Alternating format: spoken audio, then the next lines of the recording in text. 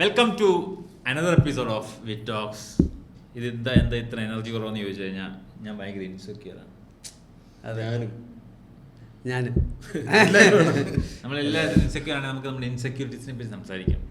അതെ. അപ്പോൾ ഇന്നത്തെ വിഷയമാണ് മെയിൽ ഇൻസെക്യൂരിറ്റി. അതിനെക്കുറിച്ച് നമുക്ക് സംസാരിക്കാൻ പറ്റുള്ളൂ. ജനറലി നമ്മളല്ലാത്തവരുടെ കാര്യങ്ങളൊക്കെ പറയുമ്പോൾ നിങ്ങൾക്ക് അത്ര ഇഷ്ടപ്പെടാറില്ല. അതുകൊണ്ട് ഫീമെയിൽ ഇൻസെക്യൂരിറ്റിയെ പറ്റി നമ്മൾ വേറൊരു എപ്പിസോഡിൽ സെക്കൻഡ് പാർട്ട് പിടിക്കുമ്പോൾ 1-2 പെൺകുട്ടികൾ അപ്പോൾ നമുക്ക് ഫീമെയിൽ ഇൻസെക്യൂരിറ്റിയെ പറ്റി സംസാരിക്കും. ഇപ്പോൾ മെയിൽ ഇൻസെക്യൂരിറ്റി പറ റിൻഷാദ്. ഇവിടെ ആക്ച്വലി ഏറ്റവും കൂടുതൽ ഇൻസെക്യൂരിറ്റീസ് ഉള്ള ജോൺ ജോ വന്നിട്ടില്ല അല്ലേ? കഷ്ടമായി പോയി. ഞാൻ സമ്മതിക്കില്ല. ജോർജ് ഇൻസെക്യൂർ നിന്നോട് ആര് പറഞ്ഞു? അല്ല, നീ എന്തുകൊണ്ടാണ് നീ ആ പറഞ്ഞത്? നിനക്ക് എന്തെങ്കിലും 2 സ്റ്റേറ്റ്മെന്റ് വെച്ച് നമുക്ക് ബാക്ക് ചെയ്യാൻ പറ്റും? ഇത്രയും കഴിവുള്ള ഒരു മനുഷ്യൻ ഇത്രയും എഫേർട്ട് ഇടാതെ ഇരിക്കുന്നത് പുള്ളിയിലോട്ടുള്ള ഒരു ബിലീഫിന്റെ കുറവ് തന്നെയല്ലേ? എന്താണ് ഇൻസെക്യൂരിറ്റി? അതാദ്യം ഇൻസെക്യൂരിറ്റി നമുക്കൊരു സാധനം കുറവാണെന്നുള്ളൊരു നമുക്ക് എന്തോ ഇല്ല, അല്ലെങ്കിൽ ഒറ്റ കാര്യത്തിൽ മാത്രമേ ഉള്ളൂ. അങ്ങനെ അനീസിക്കൊക്കെ അറിയാം. അതൊക്കെ ഇങ്ങനെ മണത്ത് പിടിക്കും. പട്ടി ജോണിനെ ഇൻ ആൻഡ് ഔട്ട് അറിയാവുന്ന ഏക വ്യക്തി, ഇന്ത്യയിൽ ജീവിച്ചിരിക്കുന്ന ഏക വ്യക്തി, ഇൻ ആൻഡ് ഔട്ട് അറിയാവുന്ന ഏക വ്യക്തി. ഞാൻ വീണ്ടും ചോദിക്കുന്നു, ഇൻ ആൻഡ് ഔട്ട് അത് ഇന്ത്യയിൽ ജീവിച്ചിരിക്കുന്ന ഏക വ്യക്തി ഏത്? അവിടെ അതാ പോയിന്റ്. ഏക വ്യക്തി എന്നൊക്കെ പറയുമ്പോൾ അത് അണ്ടർലൈൻ ചെയ്യണം.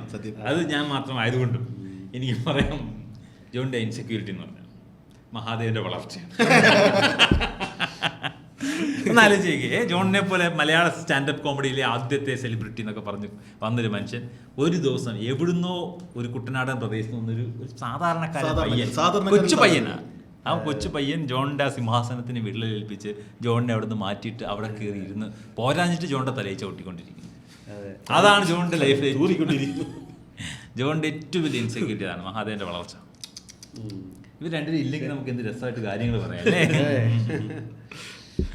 എന്നിട്ട് ഇതിനെ കുറിച്ച്, ഈ മലയാളം സ്റ്റാൻഡപ്പ് കോമഡിയെ കുറിച്ച് ദീപകിന് എന്തെങ്കിലും ഇൻസെക്യൂരിറ്റി ഉണ്ടോ? Shifted from English standup comedy to Malayalam. പക്ഷെ അവിടെ അരങ്ങ് വാഴുന്നത് ജോൺ ജോ. എനിക്കങ്ങനെ തോന്നുന്നില്ല. ഒരു പ്രത്യേകം ഇൻഡിപെൻഡന്റ് ആയിട്ടുള്ള ഒരു TV പ്ലാറ്റ്ഫോമിൽ വന്ന് അപ്പൊ വേണ്ടുന്ന കാര്യങ്ങൾ നിനക്ക് ഇൻസെക്യൂരിറ്റി ഇല്ല. ഇതിൽ ഓരോരുത്തർക്കും ഓരോ ലെവൽ ഓഫ് ക്രൗഡും സാധനമല്ലേ. ആർട്ട് ഒരു യുണീക്ക് സാധനമാണല്ലോ. നിന്റെ ക്രൗഡ് എന്താ വരാത്തത്? എന്റെ ക്രൗഡ് ഇങ്ങനെ പതുക്കെ ഉണ്ടായിക്കൊണ്ടിരിക്കുകയാണ്. ഒരു നല്ല ഒരു ക്രൗഡ് ഉണ്ടാവാൻ ഒരു 10 വർഷമെങ്കിലും എടുക്കും എന്നാണ്. ആ ഒരു പ്രോസസ്സിൽ വിശ്വാസം വേണം എന്നാ ആരാ പറഞ്ഞത്? ഞാൻ തന്നെ. ഇപ്പൊ ഞാൻ അങ്ങനെ പറയുന്നു. പണ്ട് ഞാൻ 4 വർഷമായിരുന്നു. ഓരോ വർഷം കഴിയുന്നതോറും ഞാൻ ഇങ്ങനെ വർഷം കൂടി വരും. പക്ഷെ അത് ശരിക്കും ഉള്ള ഒരു സാധനമാണെന്ന് എനിക്ക് തോന്നിയിട്ടുണ്ട്. ഇതെന്തായാലും വർഷങ്ങൾ എടുക്കുന്ന ഒരു പ്രോസസ്സാണ്. വിക്ടോക്സിൽ നിനക്കൊരു ഓഡിയൻസ് ഉണ്ട്. അത് ആദ്യം ഇല്ലായിരുന്നു. അതുണ്ടായി വരുന്ന കാലഘട്ടത്തിൽ നിനക്ക് ഇൻസെക്യൂരിറ്റി ഉണ്ടായിരുന്നു. വിക്ടോക്സിൽ ഞാൻ പറയുന്നത് ആരും ശ്രദ്ധിക്കുന്നില്ലേ? അങ്ങനെ നിനക്ക് ഇൻസെക്യൂരിറ്റി ഉണ്ടായിരുന്നു. എനിക്ക് ഇപ്പോൾ കുറച്ച് നാളായിട്ട് ഇൻസെക്യൂരിറ്റീസ് കുറച്ചുകൂടെ കുറവാണ്. എസ്പെഷ്യലി നിങ്ങളുടെ കൂടെ ഒക്കെ ഇരിക്കുമ്പോൾ എനിക്കൊരു ഇൻസെക്യൂരിറ്റി. അതുകൊണ്ടാണ് ഞാൻ നിങ്ങളുടെ കൂടെ ഇടയ്ക്കിടയ്ക്ക് വന്നിരിക്കുന്നത്. നീ ശരിക്കും എന്താ ചെയ്യേണ്ടതില്ല, സതീർത്ഥ്യന്മാര് നിന്റെ കോളേജിൽ കൂടെ പഠിച്ചവര് സക്സസ്ഫുൾ ആയിട്ടിരിക്കുന്ന കുറെ ആളുകളുണ്ട്. അതുകൊണ്ടാണ് ഇവിടെ വന്നിരിക്കുന്നത്. അവരോടൊക്കെ നീ ഫ്രണ്ട്ഷിപ്പ് കട്ട് ചെയ്യാതെ അവരുമായിട്ടൊക്കെ ഇടയ്ക്കിടയ്ക്ക് ഒന്ന് പോകണം. അവർ സാൻ ഫ്രാൻസിസ്കോയിൽ നിന്ന് ജർമ്മനിയിലേക്ക് പോകുന്ന വഴിക്ക് ഇടയ്ക്കൊന്ന് ലേ ഓവറിന് ബാംഗ്ലൂർ ഇറങ്ങുമ്പോൾ നീ അവരെ പോയി കാണും. ഇടയ്ക്കിടയ്ക്ക് വരാറുണ്ട്. അപ്പോൾ നിനക്ക് മനസ്സിലാവും ഇൻസെക്യൂരിറ്റീസ് എന്താണെന്ന്. എനിക്ക് എന്നാലും ഞാൻ അവിടെ പോകുമ്പോൾ ഞാൻ ചിന്തിക്കുമോ, ഞാനിങ്ങനെ സൈഡിൽ കൂടെ പാഷനൊക്കെ ചെയ്യുന്ന ഒരാളാണല്ലോ. ഞാൻ ഇവിടെ ഞാനിങ്ങനെ സൈഡിൽ ജോലി ചെയ്യുന്ന ഒരാളാണ്. വാലിഡേഷൻ അല്ല, സ്നേഹം.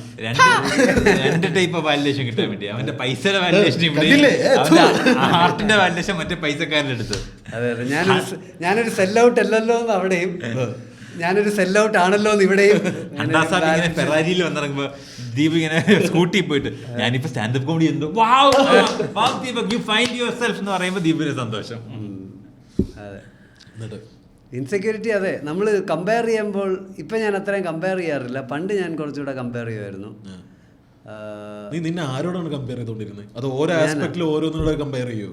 അതെ അതെ, ഞാനാണെങ്കിൽ ഞാൻ പണ്ട് നമ്മളൊരു ഗ്രൂപ്പിൽ നിൽക്കുമ്പോൾ നമ്മൾ ഭയങ്കര ഇൻട്രസ്റ്റിംഗ് ആയിരിക്കണം എന്നുള്ളൊരു സാധനം ഉണ്ടല്ലോ, ഉണ്ടോ? നമ്മളായിരിക്കണമല്ലോ അതിൻ്റെ ഒരു മെയിൻ, അങ്ങനത്തെ ഒരു സാധനമുണ്ട്. അത് നിന്റെ എല്ലാം കണ്ടിട്ടുണ്ട് അല്ലേ? എസ്പെഷ്യലി ഇനപ്രേറ്റഡ് ആ ഒരു സിറ്റുവേഷനിൽ ഇരിക്കും. അതെ അതെ, ഒരു അറ്റൻഷൻ സീക്കിങ്. നമ്മുടെ മാമച്ചന്റെ സാധനം ഉണ്ടല്ലോ, മറ്റേ കയറി വണ്ടി കയറുന്നതിന്റെ ഫ്രണ്ടിൽ ഇരിക്കണം, മരിപ്പിനെ പോയി കഴിഞ്ഞാൽ മരിച്ചു കിടക്കണം.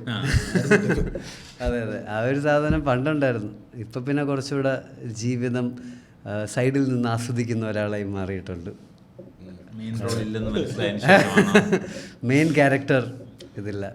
ഓക്കെ, പക്ഷേ കൂടുതൽ ഞാൻ ഇൻസെക്യൂരിറ്റീസിനെ പറ്റി സംസാരിക്കുന്നത് നമ്മുടെ ഫിസിക്കൽ ഇൻസെക്യൂരിറ്റീസ്, ബോഡിയിലുള്ള സാധനങ്ങൾ തോന്നാറില്ല. റിൻസ, നിനക്ക്? എനിക്ക് സത്യം പറഞ്ഞാൽ ഞാൻ ഭയങ്കര ഹാപ്പിയാണ്. ജനറലി ഞാനൊരു ഹാപ്പി മനുഷ്യനാണ്.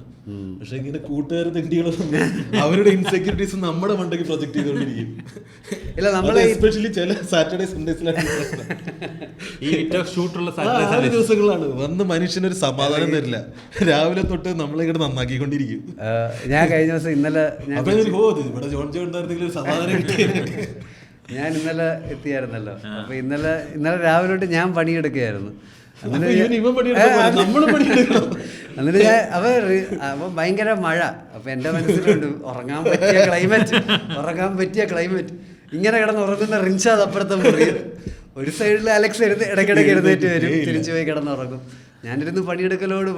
എന്നിട്ട് ഞാനൊരു 4:30-5 മണിയായപ്പോൾ ഞാൻ റിൻഷാനെ പോയി വിളിച്ചിട്ട് ചോദിച്ചു, എടാ നീ എങ്ങനെയാടാ ഇങ്ങനെ കിടന്നുറങ്ങണം? ഞാനൊക്കെ ഇങ്ങനെ കിടന്നുറങ്ങി ഞാൻ ഡിപ്രഷനിലായി അല്ലേ? നമുക്ക് തോന്നൂലേ നമ്മൾ ജീവിതത്തിൽ ഒന്നും ചെയ്യുന്നില്ല. അവിടെ ഇവന് എന്റെ സന്തോഷം കെടുത്തണം, ഇവന് അതിൽ നിന്നൊരു പ്ലസ് കിട്ടണം. ഇതൊക്കെയാണ് പ്രശ്നം. മനുഷ്യന്റെ ഇൻസെക്യൂരിറ്റീസ് പല രീതിയിലാണ്. ജനറലൈസ്ഡ് ഇൻസെക്യൂരിറ്റീസ് ഇല്ല. ഇപ്പം നിനക്ക് ചിലപ്പോൾ ഉള്ള ഇൻസെക്യൂരിറ്റീസ് ചിലപ്പോൾ ബാക്കിയുള്ളവർക്ക് ഒരു പ്രശ്നമേ ആയിരിക്കും. നിന്റെ ഒരു ഇൻസെക്യൂരിറ്റി പറ കേട്ടെ.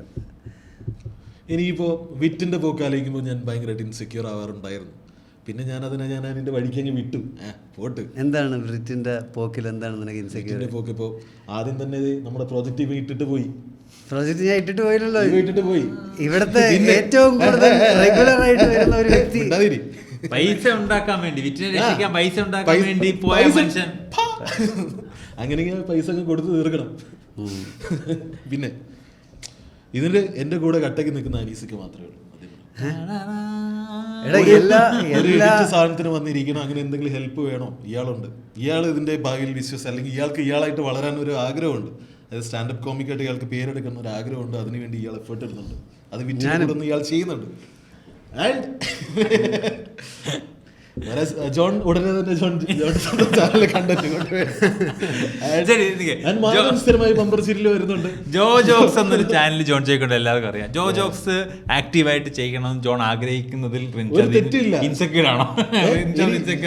ഞാൻ കുറെ പറഞ്ഞു, എടാ വേണ്ട ചെയ്യണ്ട, ഞാൻ വേണമെങ്കിൽ നിനക്ക് പ്രൊഡക്ഷൻ ചെയ്തുതരാം, ഞാൻ വേണമെങ്കിൽ എഡിറ്റിൽ ഇരിക്കാം, നമുക്ക് ചെയ്യാം.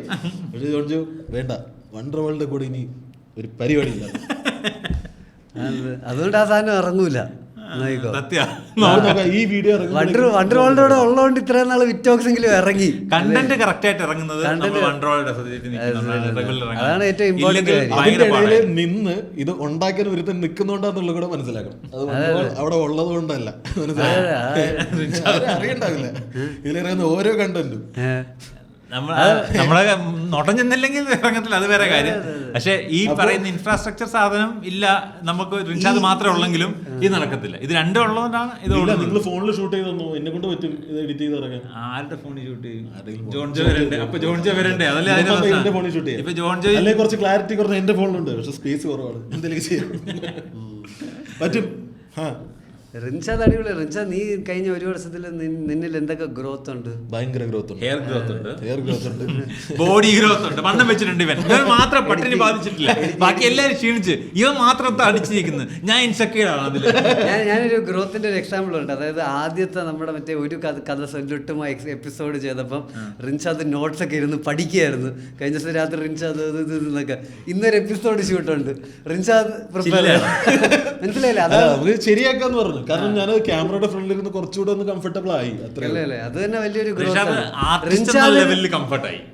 ക്യാമറ ഫ്രണ്ടിലേക്ക് വരാനുള്ള കംഫർട്ട് കൂടി. റിൻഷാദിന് ഒറ്റയ്ക്ക് ഒരു യൂട്യൂബ് ചാനൽ നടത്താനുള്ള ശേഷിയായി അല്ലേ? റിൻഷാദ് ക്യാമറ കംഫർട്ട്, നമുക്കാർക്കും എഡിറ്റിംഗ് അറിഞ്ഞൂടാ, റിൻഷാദിന് അതും അറിയാം. ഇതിലേ വലിയ ബുദ്ധിമുട്ടില്ല, ഒന്ന് നോക്കിയാൽ പറ്റും. എഡിറ്റിംഗ് ഒക്കെ ഫോണിലൊക്കെ ആണെങ്കിൽ ഞാൻ ചെയ്യും. ഈ ഫോണിൽ ചെയ്യുന്ന ഈ കമ്പ്യൂട്ടറിൽ വിട്ടുന്ന അത്രേ ഉള്ളൂ.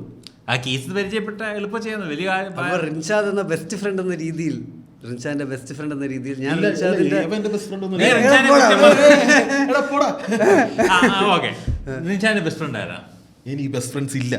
ഫ്രണ്ട്സ് ഉണ്ടോ? ഫ്രണ്ട്സിലെ ഏറ്റവും അടുത്ത് നിൽക്കുന്ന ഫ്രണ്ട് ആരാ? എനിക്ക് വിഷ്ണു ഉണ്ട്. ആ പറ, ഞാൻ 5 എണ്ണിയാൽ ദീപകിന്റെ പേര് വരത്തില്ല. പിന്നെ ഇടയ്ക്ക് കാർത്തികിനെ വിളിക്കാറുണ്ട്. എനിക്ക് എന്റെ മച്ചു ഉണ്ട്, എനിക്ക് എന്റെ അമ്മയെ പോലെ ഉപദേശിക്കാൻ അർഷദ് ഉണ്ട്.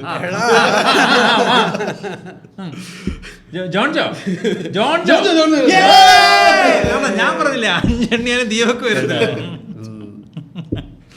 ദീപക് ഇൻസെക്യൂർ ആയി. നമ്മുടെ തന്ത്രം ഇതായിരുന്നു.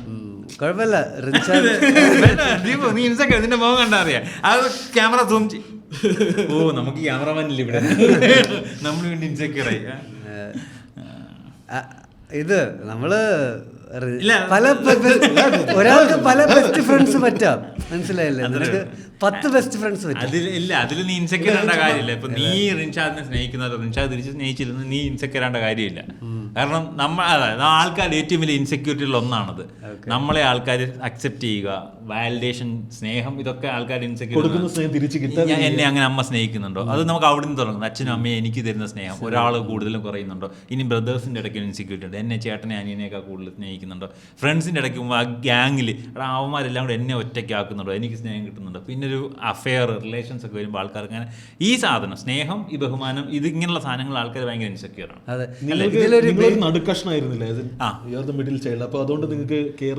എന്റെ ബേസിക് ആയ പ്രശ്നം എന്താണെന്ന് വെച്ചാൽ എനിക്ക് പല കാര്യങ്ങളിലും ഞാൻ ഭയങ്കര സെൽഫ് സസ്റ്റൈൻഡ് ആണ്. അതുകൊണ്ട് തന്നെ എന്റെ ഇമോഷൻസിനെ ഞാൻ കവറപ്പ് ചെയ്യും. അത് നിങ്ങൾ ആ ഗ്രോത്ത് ശരിക്കും ഞാൻ ഇരുന്ന് ബാക്കിലേക്ക് പഠിക്കേണ്ടി വരും. ശരിക്കും എനിക്ക് കെയർ കിട്ടിയില്ലെന്ന് കംപ്ലൈന്റ് പറയാൻ പറ്റത്തില്ല. പക്ഷെ എനിക്ക് ഇൻസെക്യൂരിറ്റീസും ഇല്ലായിരുന്നു. എന്നാൽ വീട്ടിൽ 3 ആണുങ്ങൾ, ഞങ്ങൾ പയ്യൻ മക്കൾ 3 പേരുമായിരുന്നു. അപ്പോൾ എനിക്ക് ഒരിക്കലും അങ്ങനെ ഒരു പ്രശ്നം തോന്നിയിട്ടില്ലെന്നാണ് എൻ്റെ ഒരു ഓർമ്മ, അല്ലെങ്കിൽ എൻ്റെ ഇപ്പോഴത്തെ ഒരു അനലൈസ്.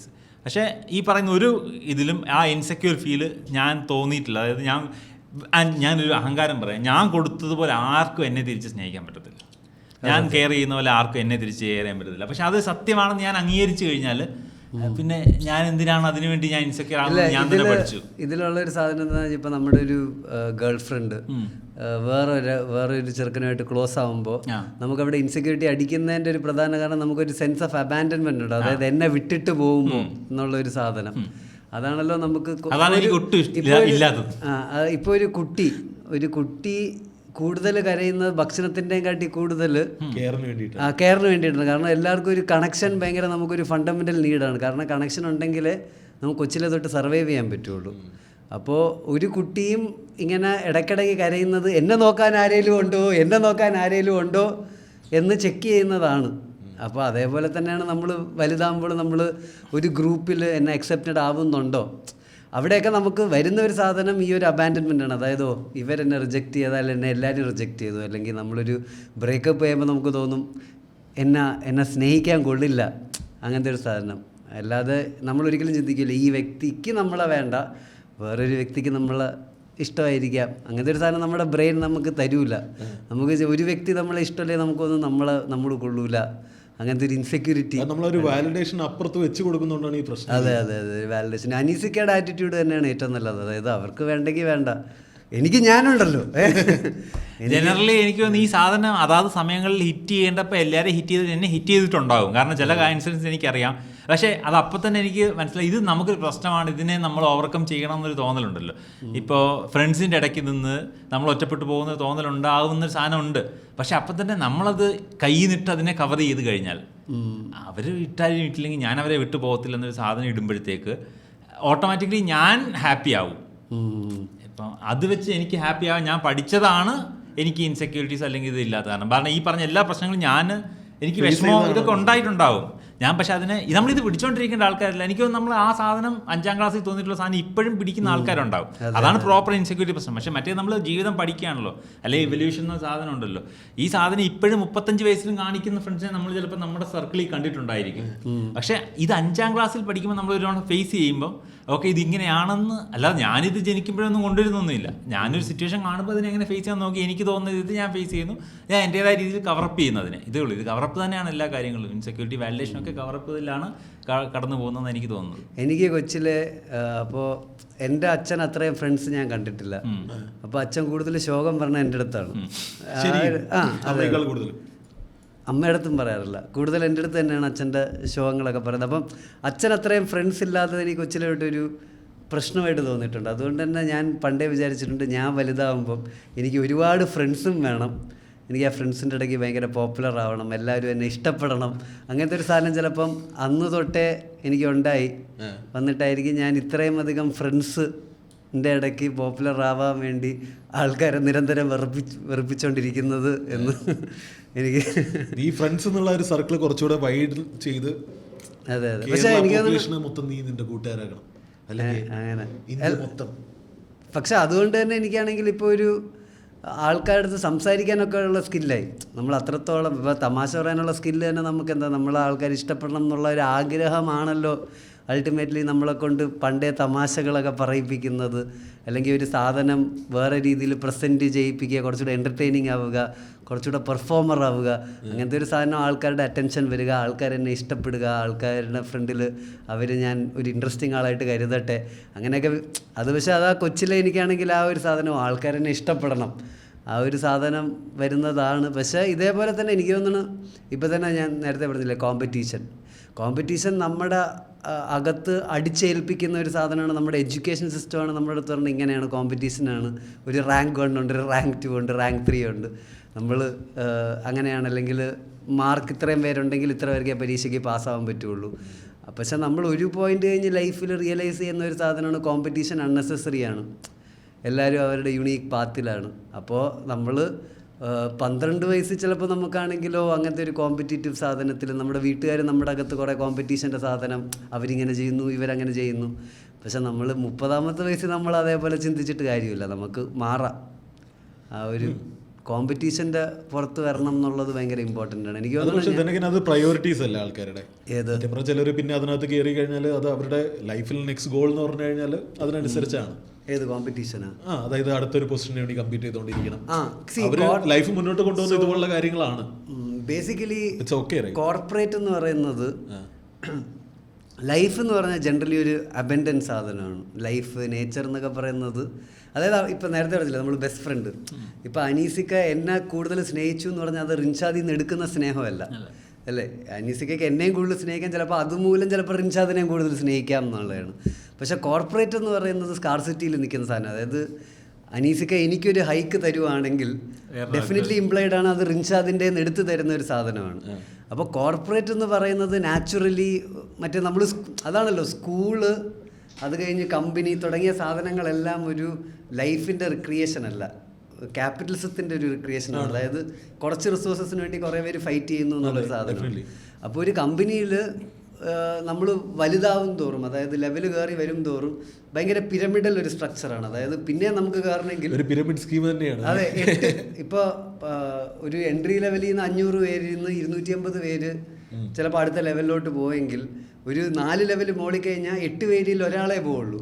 ചിലപ്പോൾ കുറേ ലെവൽ പോയി കഴിഞ്ഞാൽ ആ ഒരാൾ മരിച്ചു പോവുകയോ അല്ലെങ്കിൽ അയാൾ കമ്പനി വിട്ട് പോയാലേ ആ ഒരു പൊസിഷൻ പിന്നെ ഓപ്പൺ അപ്പ് ആവുള്ളൂ. അപ്പോൾ കോർപ്പറേറ്റിൽ ഡെഫിനറ്റ്ലി കുറച്ച് കമ്പീറ്റ് ചെയ്താലേ നമുക്ക് മുകളിലോട്ട് പോകാൻ പറ്റുള്ളൂ. പക്ഷേ എന്നാലും ഞാൻ എൻ്റെ കോർപ്പറേറ്റിൽ അങ്ങനെ കമ്പീറ്റ് ചെയ്യാതെ ഒരു ലെവലിലെത്തിയിട്ട് ആ ലെവലിൽ തന്നെ നിന്ന് ഹാപ്പിയായി ജീവിക്കുന്ന ആൾക്കാരുണ്ട്. അവരവരുടെ സെൻസ് ഓഫ് വെർത്ത് ഡിറൈവ് ചെയ്യുന്നത് അവരുടെ ഫാമിലിയും പിന്നെ അവരുടെ പെറ്റ്സും അല്ലെങ്കിൽ അവർ വേറെ ഹോബിയും സാധനങ്ങളൊക്കെ വെച്ചിട്ടാണ്. പക്ഷെ ചിലർ അവരുടെ സെൻസ് ഓഫ് വെർത്ത് ഡിറൈവ് ചെയ്യുന്നത് അവർ കോർപ്പറേറ്റിൽ എന്ത് പൊസിഷനിലാണെന്നുള്ളതാണ്. അപ്പോൾ അങ്ങനത്തെ ഉള്ള ആൾക്കാർ എക്സ്ട്രാ കമ്പറ്റീറ്റീവായിട്ടോ ഞാൻ ഇത്രയും പ്രായമായി ഞാൻ പറയാം കൊച്ചിലെ ഞാൻ ഈ ബ്രേക്കൊക്കെ ഞാൻ കുറച്ച് കരിയർ ബ്രേക്കൊക്കെ ഒരുപാട് എടുത്തിട്ടുണ്ടല്ലോ. അപ്പോൾ ഞാനിപ്പോൾ റിപ്പോർട്ട് ചെയ്യുന്നത് എൻ്റെ ബാച്ചിൽ പഠിക്കുന്ന ആൾക്കാരാണ്. എൻ്റെ മാനേജറും എൻ്റെ മാനേജറുടെ മാനേജറും എൻ്റെ കൂടെ പഠിച്ചിട്ടുള്ള ആൾക്കാരാണ്. അപ്പോൾ പണ്ട് എൻ്റെ അച്ഛൻ പറയുന്നത് നമ്മളിങ്ങനെ കുറേ ബ്രേക്കൊക്കെ എടുത്ത് നമ്മൾ ജീവിതത്തിൽ മുന്നിലോട്ട് പോയില്ലെങ്കിൽ നമ്മുടെ ബാച്ചിലുള്ള ആൾക്കാർ അപ്പം അത് ബാഡ് അടിക്കും. പക്ഷേ എനിക്കത് അങ്ങനെ ഇപ്പം തോന്നിയിട്ടില്ല. അപ്പോൾ എനിക്ക് തോന്നുന്നു ഇങ്ങനത്തെ കുറേ അൺനെസസറി സാധനങ്ങൾ നമ്മൾ കൊച്ചിലെ ഇങ്ങനെ എടുത്ത് തലയിൽ വെച്ചിട്ടുണ്ടെന്നുള്ളതാണ്. അത് പക്ഷേ ഒരു 30 അറ്റ്ലീസ്റ്റ് എനിക്കൊക്കെ ഒരു 30 വയസ്സായി തിരിച്ചറിയാം. പക്ഷെ അത് എത്ര നേരത്തെ തിരിച്ചറിയുന്നോ അത്രയും നല്ലത്, അത്രയും നമ്മൾ ലൈഫിൽ ചില്ലായിരിക്കും. അതെ അല്ലേ. പിന്നെ പക്ഷെ നീ പറയുന്ന സക്സസിന്റെ അളവ് പോലെ അവരുടെ കണ്ണിൽ കാണുന്ന സാധനം പിടിക്കാൻ വേണ്ടിയാണ് അവർ നിന്നോട് ഇത് പറഞ്ഞുകൊണ്ടിരുന്നത്. അതായത് പൈസ പൊസിഷൻ ആണ് സക്സസിന്റെ അളവ് പോലെ ഇവിടെ. അപ്പൊ അത് വെച്ചിട്ട് കിട്ടണമെങ്കിൽ നീ ആ റേസിൽ കമ്പീറ്റ് ചെയ്യുകയും അതനുസരിച്ച് പിടിച്ചുകൊണ്ടിരിക്കുകയും ചെയ്യണം. എൻ്റെ അടുത്ത് കൊച്ചിലെ പറഞ്ഞിട്ടുണ്ട്, പൈസ തന്നെയാണ് ഒരു റെസ്പെക്ട്. എത്ര പൈസ ഉണ്ടാക്കുന്നോ പൈസ അത്രയാണ് ഡയറക്ട്ലി പ്രൊപ്പോർഷണൽ ടു റെസ്പെക്ട്. അത് സൊസൈറ്റിയിൽ ഇൻസെക്യൂരിറ്റി ബിൽഡിംഗ് കോമ്പറ്റീഷന്റെ ഒരു സ്റ്റാർട്ടിങ് അവിടെ തന്നെയാണ്. അതെ അതെ, എന്നെ കൊച്ചിലെ തൊട്ടേ ഇത് പറഞ്ഞിട്ടുണ്ട്. അതായത് പൈസ ഉള്ളവരാണ് സൊസൈറ്റി കൂടുതൽ റെസ്പെക്റ്റ് കാണുന്നത്.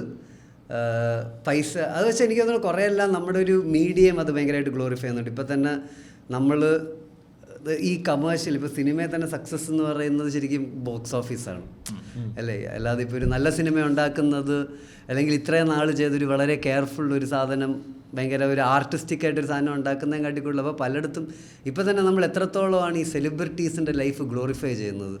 നമുക്കൊരു കാരണമില്ല ഈ സെലിബ്രിറ്റീസ് എങ്ങനെയാണ് ജീവിക്കുന്നതെന്നോ അല്ലെങ്കിൽ അവരെന്താണ് മേടിക്കുന്നത് അല്ലെങ്കിൽ അവർ കാറ് മേടിക്കുന്നതൊക്കെ എന്തുകൊണ്ടാണ് അങ്ങനത്തെ ഒരു കൾച്ചർ ഉണ്ടാവുന്നത്.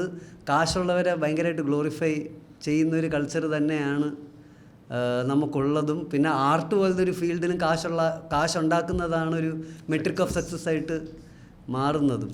മെയിൽ ഇൻസെക്യൂരിറ്റീസിൽ ഏറ്റവും ഒന്ന് പ്രൊമിനൻ്റ് ആയിട്ട് ഇപ്പം പറഞ്ഞാൽ ശരിക്കും ഫീമെയിൽ ഇൻസെക്യൂരിറ്റിയുടെ ഭാഗമായിട്ട് വരും. പക്ഷേ ഒരു കാലഘട്ടത്തിൽ ഇൻകം മെയിൽ ഇൻസെക്യൂരിറ്റി വലിയൊരു പ്രശ്നമാണ്. കാരണം ആണാണ് ഇത് ഏൺ ചെയ്യേണ്ടതെന്നുള്ള ഭാരം കിടക്കുന്നത് ആണിന്റെ മുകളിലായിരുന്നല്ലോ ഒരു കാലഘട്ടം. അപ്പം എന്താണ് ചേഞ്ച് ചെയ്തേക്കുന്നത്? ഇപ്പൊ ആണ് മാത്രമല്ല രണ്ടുപേരും വേണമെന്നൊരു സാധനം ഉള്ളത് കൊണ്ട് കുറച്ച് ബാലൻസ് മാറുന്നുണ്ട്. അത് വന്നിട്ടുണ്ടോ? ആ കുറെ ഭാഗത്തൊക്കെ വന്നിട്ടുണ്ടല്ലോ. ഇപ്പൊ തന്നെ ഇവിടെ നമ്മളാരും ഇല്ല. ഞാൻ കഴിഞ്ഞ ദിവസം ഒരു ഫ്രണ്ടുമായിട്ട് ഡിസ്കസ് ചെയ്യായിരുന്നു. ഓക്കെ, അപ്പോൾ ഞാനിങ്ങനെ എൻ്റെ ബ്രേക്കപ്പിൻ്റെ സാധനം പറയുമ്പോൾ പുള്ളിക്കാരൻ പറഞ്ഞതെന്ന് വെച്ചാൽ, അതായത് മാൻ എന്നും പ്രൊവൈഡർ ആയിരിക്കണം. അത് ചിലപ്പോൾ പുള്ളിയുടെ ഇൻസെക്യൂരിറ്റി മാൻ എന്നും പ്രൊവൈഡർ ആയിരിക്കണം. മാനിന് പ്രൊവൈഡ് ചെയ്യാൻ പറ്റുന്ന അത്രേ ഒരു സ്ത്രീ ആ പുരുഷൻ്റെ കൂടെ നിൽക്കുകയുള്ളൂ. ആ മാനിന് പ്രൊവൈഡ് ചെയ്യാൻ പറ്റാത്ത അവസ്ഥയിൽ സ്ത്രീ അപ്പം ഈ റിലേഷൻഷിപ്പിലൊന്നും കാര്യമില്ല. നമ്മളൊരു പ്രൊവൈഡറായി മാറിയാൽ നമ്മൾ അങ്ങനത്തെ ഒരു സാധനം എനിക്ക് തോന്നുന്നു ജനറലി കുറെ ടോക്സിക് ആയിട്ട് പറഞ്ഞു. 90s അങ്ങനെ ഉണ്ടായിരുന്നു. ഇപ്പൊ ഇത് പറയുന്ന ആൾക്കാരെ ടോക്സിക് ട്രേറ്റ്സ് എന്നോ മറ്റേ ആൻഡ്രൂ ജേറ്റ് എന്നൊക്കെ പറയുന്നത്. ഇത് പക്ഷെ 90s കോമൺ നോം ആയിരുന്നു. അതായത് നീ പൈസ കൊടുത്തില്ലെങ്കിൽ ഭാര്യ കുട്ടികളെ നോക്കണ്ട, അല്ലെ അവൾ ഇട്ടിച്ച് പോകത്തില്ല, നിന്റെ ഭാര്യയും കുടുംബത്തൊക്കെ നീ നോക്കില്ല, അതിനെ വില വെക്കത്തില്ല. ഈ സാധനം ഇൻസെക്യൂരിറ്റി മെയിൽ ഇൻസെക്യൂരിറ്റി ആയിരുന്നു ഒരു വലിയ കാലഘട്ടത്തിൽ. ഇപ്പൊ ഉണ്ടോ എന്ന് എനിക്കറിയത്തില്ല. ആൾക്കാർ പറയട്ടെ ഇപ്പോഴും അത് തന്നെയാണെന്ന്. പക്ഷെ ഇത് ഈ ഫെമിനിസ്റ്റ് ആൻഡ് ഇൻഡിപെൻഡൻസി ഈക്വാലിറ്റി ചിന്താഗതിയുടെ ഭാഗമായിട്ട് അതെ ഇവിടെ വരെ എത്ര എത്തി. പക്ഷെ ഭയങ്കര പ്രോമിനന്റ് മെയിൽ ഇൻസെക്യൂരിറ്റി ആണ് ഇൻകം അസോസിയേഷൻ. ഇല്ല, എനിക്ക് ഇപ്പോൾ ആക്ച്വലി ഒരു ലൈഫിൽ ചെറിയ ബെറ്റർ ആയിട്ട് തോന്നുന്നത് ജോലി ഉള്ളത് കൊണ്ട്, ശമ്പളം കിട്ടുന്നത് കൊണ്ട് എൻ്റെ ഒരു സെൽഫ് വർത്ത് എന്നല്ല, ലൈഫ് കുറച്ചുകൂടെ ചില്ലായിട്ടുണ്ട്. എനിക്ക് പണ്ടായിരുന്നെങ്കിൽ ഞാൻ കുറച്ചുകൂടെ ചിന്തിക്കുമായിരുന്നു ഇങ്ങനെ ഞാനിപ്പോൾ 100 രൂപ ഇവിടെ ചിലവാക്കി എന്ന് പറഞ്ഞാൽ ഞാൻ ജീവിതത്തിൽ 100 രൂപ കുറഞ്ഞു. ആ ഒരു സാധനമുണ്ട്. ഇപ്പോൾ ആ ഒരു സാധനമില്ല. എനിക്ക് തോന്നുന്നു ആ ഒരു സെൽഫ് വർത്ത് കുറച്ച് ഇമ്പ്രൂവ് ആവാൻ വേണ്ടി എനിക്ക് തോന്നുന്നു കോർപ്പറേറ്റും അത് ചെറുതായിട്ട് ഉപയോഗിക്കും. അതായത് എനിക്കിപ്പോൾ എൻ്റെ അടുത്ത അപ്രൈസൽ എനിക്ക് കുറച്ചുകൂടെ കാശ് കിട്ടും. അപ്പോൾ അതിന് ഞാൻ കുറച്ചുകൂടെ എഫേർട്ട് ഇടാൻ ഞാൻ റെഡിയാണ്. മനസ്സിലായില്ലേ? ഞാൻ ഉള്ളിൻ്റെ ഉള്ളിൽ ഓക്കെ ഞാൻ ഈ റേസിൻ്റെ പാർട്ടല്ല, ഞാൻ ഇതിൽ നിന്നൊക്കെ പുറത്താണ്, ഞാനൊരു ആർട്ടിസ്റ്റാണെന്നൊക്കെ ബിലീവ് ചെയ്യുന്നുണ്ടെങ്കിലും അവരിങ്ങനെ ഒരു ക്യാരറ്റ് ഇങ്ങനെ തൂക്കി കാണിക്കുമ്പോൾ ഞാൻ വായിന്ന് വെള്ളം വരുന്നുണ്ട്. മനസ്സിലായില്ലേ? അത് ചിലപ്പോൾ ഒരു പക്ഷെ ഞാൻ ആ ലെവലിൽ ഇപ്പം തന്നെ ഇപ്പം മാനേജർ ഇന്ന് സീനിയർ മാനേജറായി. അതുകൊണ്ട് ഒരു വ്യത്യാസം ഉണ്ടാവുന്നില്ലല്ലോ. ശരിക്കും അതൊരു റിയൽ സാധനമല്ലല്ലോ. പക്ഷേ അങ്ങനെ വ്യത്യാസം ഉണ്ടല്ലോ. പാക്കേജ് മാത്രമല്ല, നമ്മൾ കമ്പനിയിൽ സീനിയർ മാനേജർ. മനസ്സിലായില്ലേ? മറ്റേ നമ്മൾ മാനേജർ. ആ പവർ പൊസിഷനിങ്ങും മെയിൽ ഇൻസെക്യൂരിറ്റിയുടെ ഭാഗമാണ് ഒരു കാലഘട്ടം വരെ. അതായത് നിങ്ങൾ എന്താണ് വരുമാനം ഉണ്ടാക്കുന്നത്, എന്തിൽ നിന്നാണ് വരുമാനം ഉണ്ടാക്കുന്ന സാധനം. ഇപ്പൊ അതായത് മീൻ കച്ചവടക്കാരനാ എന്നൊക്കെ പറയുമ്പോൾ ആൾക്കാർ പണ്ടൊക്കെ അയ്യോ ഒരു മീൻ കച്ചവടം അങ്ങനെ ഒരു സാധനം സൊസൈറ്റി അങ്ങനെ കുറേ തട്ട് കൊടുത്തിട്ടുണ്ടായിരുന്നു. ഇപ്പോൾ എന്ത് ജോലി ചെയ്താലും അന്തസ്സുണ്ടെന്നൊക്കെ പറച്ചിലുണ്ടെന്നുണ്ടായാലും ചില ജോലികൾ ആൾക്കാർ മോശമായിട്ട് കാണുന്നുണ്ട്. ഇൻസെക്യൂരിറ്റി ആയിരുന്നു എൻ്റെ ജോലിയും എൻ്റെ പൊസിഷനും എപ്പോഴും അപ്പായിക്കണം. ട്രെയിനിൽ സമൂസ വിൽക്കണ ചേട്ടൻ അയാളുടെ കയ്യിൽ നിന്ന് സാധനം മേടിച്ച് വാങ്ങി കഴിക്കുന്നൊക്കെ മറ്റേ ലോക്കൽ ട്രെയിനിലൊക്കെ ഇങ്ങനെ അവര് IT എംപ്ലോയീസാണ്. അവര് ഈ ചിലപ്പോ മാസം 10,000-12,000 ഉണ്ടാക്കുന്നുണ്ടാവുള്ളൂ. പക്ഷെ ഇയാളുണ്ടാകുന്ന സ്റ്റാറ്റസ് കുറച്ച് കൂടുതലാണ്. പക്ഷെ ആൾക്കാർ ഒരു കാലഘട്ടങ്ങളിൽ അതൊക്കെ ഇൻസെക്യൂർ ആയിട്ട് ജോലി പുറത്ത് പറയാൻ മടിക്കുക, അച്ഛന്റെ ജോലി പറയാൻ മടിക്കുക, അങ്ങനെയൊക്കെ. ശമ്പളം പുറത്ത് പറയരുത് എന്നുള്ളൊരു സാധനം ഉണ്ടല്ലോ, അതെനിക്ക് മനസ്സിലാകുന്നില്ല. ഈ ഒരേ പൊസിഷൻ എനിക്ക് 25,000 രൂപയാണ് ഇവിടെ ഞങ്ങൾ കൊടുക്കുന്നല്ല കേട്ടോ, ഞങ്ങൾ 10 പൈസ റിൻഷാൻ കൊടുക്കുന്നില്ല. അപ്പൊ അതായത് ഇപ്പൊ നീ ഒരു പൊസിഷനിൽ അപ്ലൈ ചെയ്യാണ്, അവിടെ വർക്ക് ചെയ്തുകൊണ്ടിരിക്കുന്ന ഒരു വേറെ സെയിം മാനേജറിനെ ഉണ്ടാവും. അപ്പൊ അവരോട് നീ സംസാരിക്കുകയാണ്, എങ്ങനെയാണ് ഇവിടുത്തെ പരിപാടികൾ, എനിക്ക് എന്ത് കിട്ടും. അതായത് നീ ചെയ്യാൻ പോകുന്ന സെയിം റെസ്പോൺസിബിലിറ്റി ആയിരിക്കും. ഇപ്പോൾ 1 വർഷം 2 വർഷം എക്സ്ട്രാ ഒരു എക്സ്പീരിയൻസ് ഉള്ള ഒരാളാണെന്നില്ല, അയാൾ ചെയ്യുന്ന സെയിം ജോലി തന്നെ ആയിരിക്കും നീയും ഒരു 1 month down അല്ലെങ്കിൽ നീയും ചെയ്യാൻ പോകുന്നത്. അപ്പൊ അവിടെ എന്തുകൊണ്ട് ആ ഒരു ഡിസ്പാരിറ്റി, ആ ഒരു കാശ്? ഒന്ന് ഈ അസൂയ കുശുംബം എന്നൊരു സാധനമുണ്ട്. 2 ആൾക്കാരെ കമ്പയർ ചെയ്ത് വെച്ചിട്ടെന്നുള്ള സാധനമുണ്ട്. പിന്നെ എല്ലാവർക്കും ഒരുപോലെ ആയിരിക്കത്തില്ല ഈ പറഞ്ഞ സെറ്റപ്പുകൾ കൊടുക്കുന്നുണ്ടാവുക. ഇപ്പം നിന്റെ സാലറി പറയുമ്പോഴുള്ള കുഴപ്പമെന്ന് വെച്ചാൽ ഇതേ ഇതിൽ വേറൊരു രീതിയിൽ വേറൊരു സാലറി കൂടി നിൽക്കുന്ന ഒരാൾക്ക് അത് കൊടുത്തുകൊണ്ടിരിക്കുന്ന ഒരാൾ തോന്നും 25,000 കൊടുത്താൽ ഇവിടെ മാനേജറായിട്ട് നിൽക്കുമല്ലോ എന്ന് ആൾക്കാർക്ക് തോന്നും. മറ്റേവന് തോന്നും അയ്യോ എനിക്ക് ഇത്രയും കിട്ടുന്നുണ്ടോ, അപ്പം ഞാൻ ഇത്രയും വലുതാണോ എന്നുള്ള സാധനം. ഇനി ഇത് കുറഞ്ഞു നിൽക്കുന്ന ഒരാളാണ്. പിന്നെ എല്ലാവർക്കും ഒരു പൊസിഷൻ ചെയ്യുന്ന എല്ലാവർക്കും ഒരുപോലെ കൊടുത്താൽ പോരെ. ഈ പറഞ്ഞു വെക്കാനുള്ള സാധനം എന്ന് വെച്ചാൽ ഇവിടെ സൊസൈറ്റി ഇൻജസ്റ്റിസ് ആയതുകൊണ്ട് മനുഷ്യന്മാരിങ്ങനെ മൈരന്മാരായതുകൊണ്ടോട് പറയില്ലെന്ന് പറയുന്നതാണ് എനിക്ക് തോന്നുന്നത്. ഇത് നിനക്ക് മാത്രമേ, നീ ആരോടും പറയരുത്. എൻ്റെ ഫാദർ ഗൾഫിൽ പണ്ട് ബഹ്റിനിൽ വർക്ക് ചെയ്തിരുന്ന സമയത്ത് പുള്ളി പ്രിന്റിങ്, മറ്റേ സ്ക്രീൻ പ്രിന്റിംഗ് എന്നുള്ള പരിപാടി, അന്ന് ഇത് ഡിജിറ്റൽ ഒന്നുമല്ല.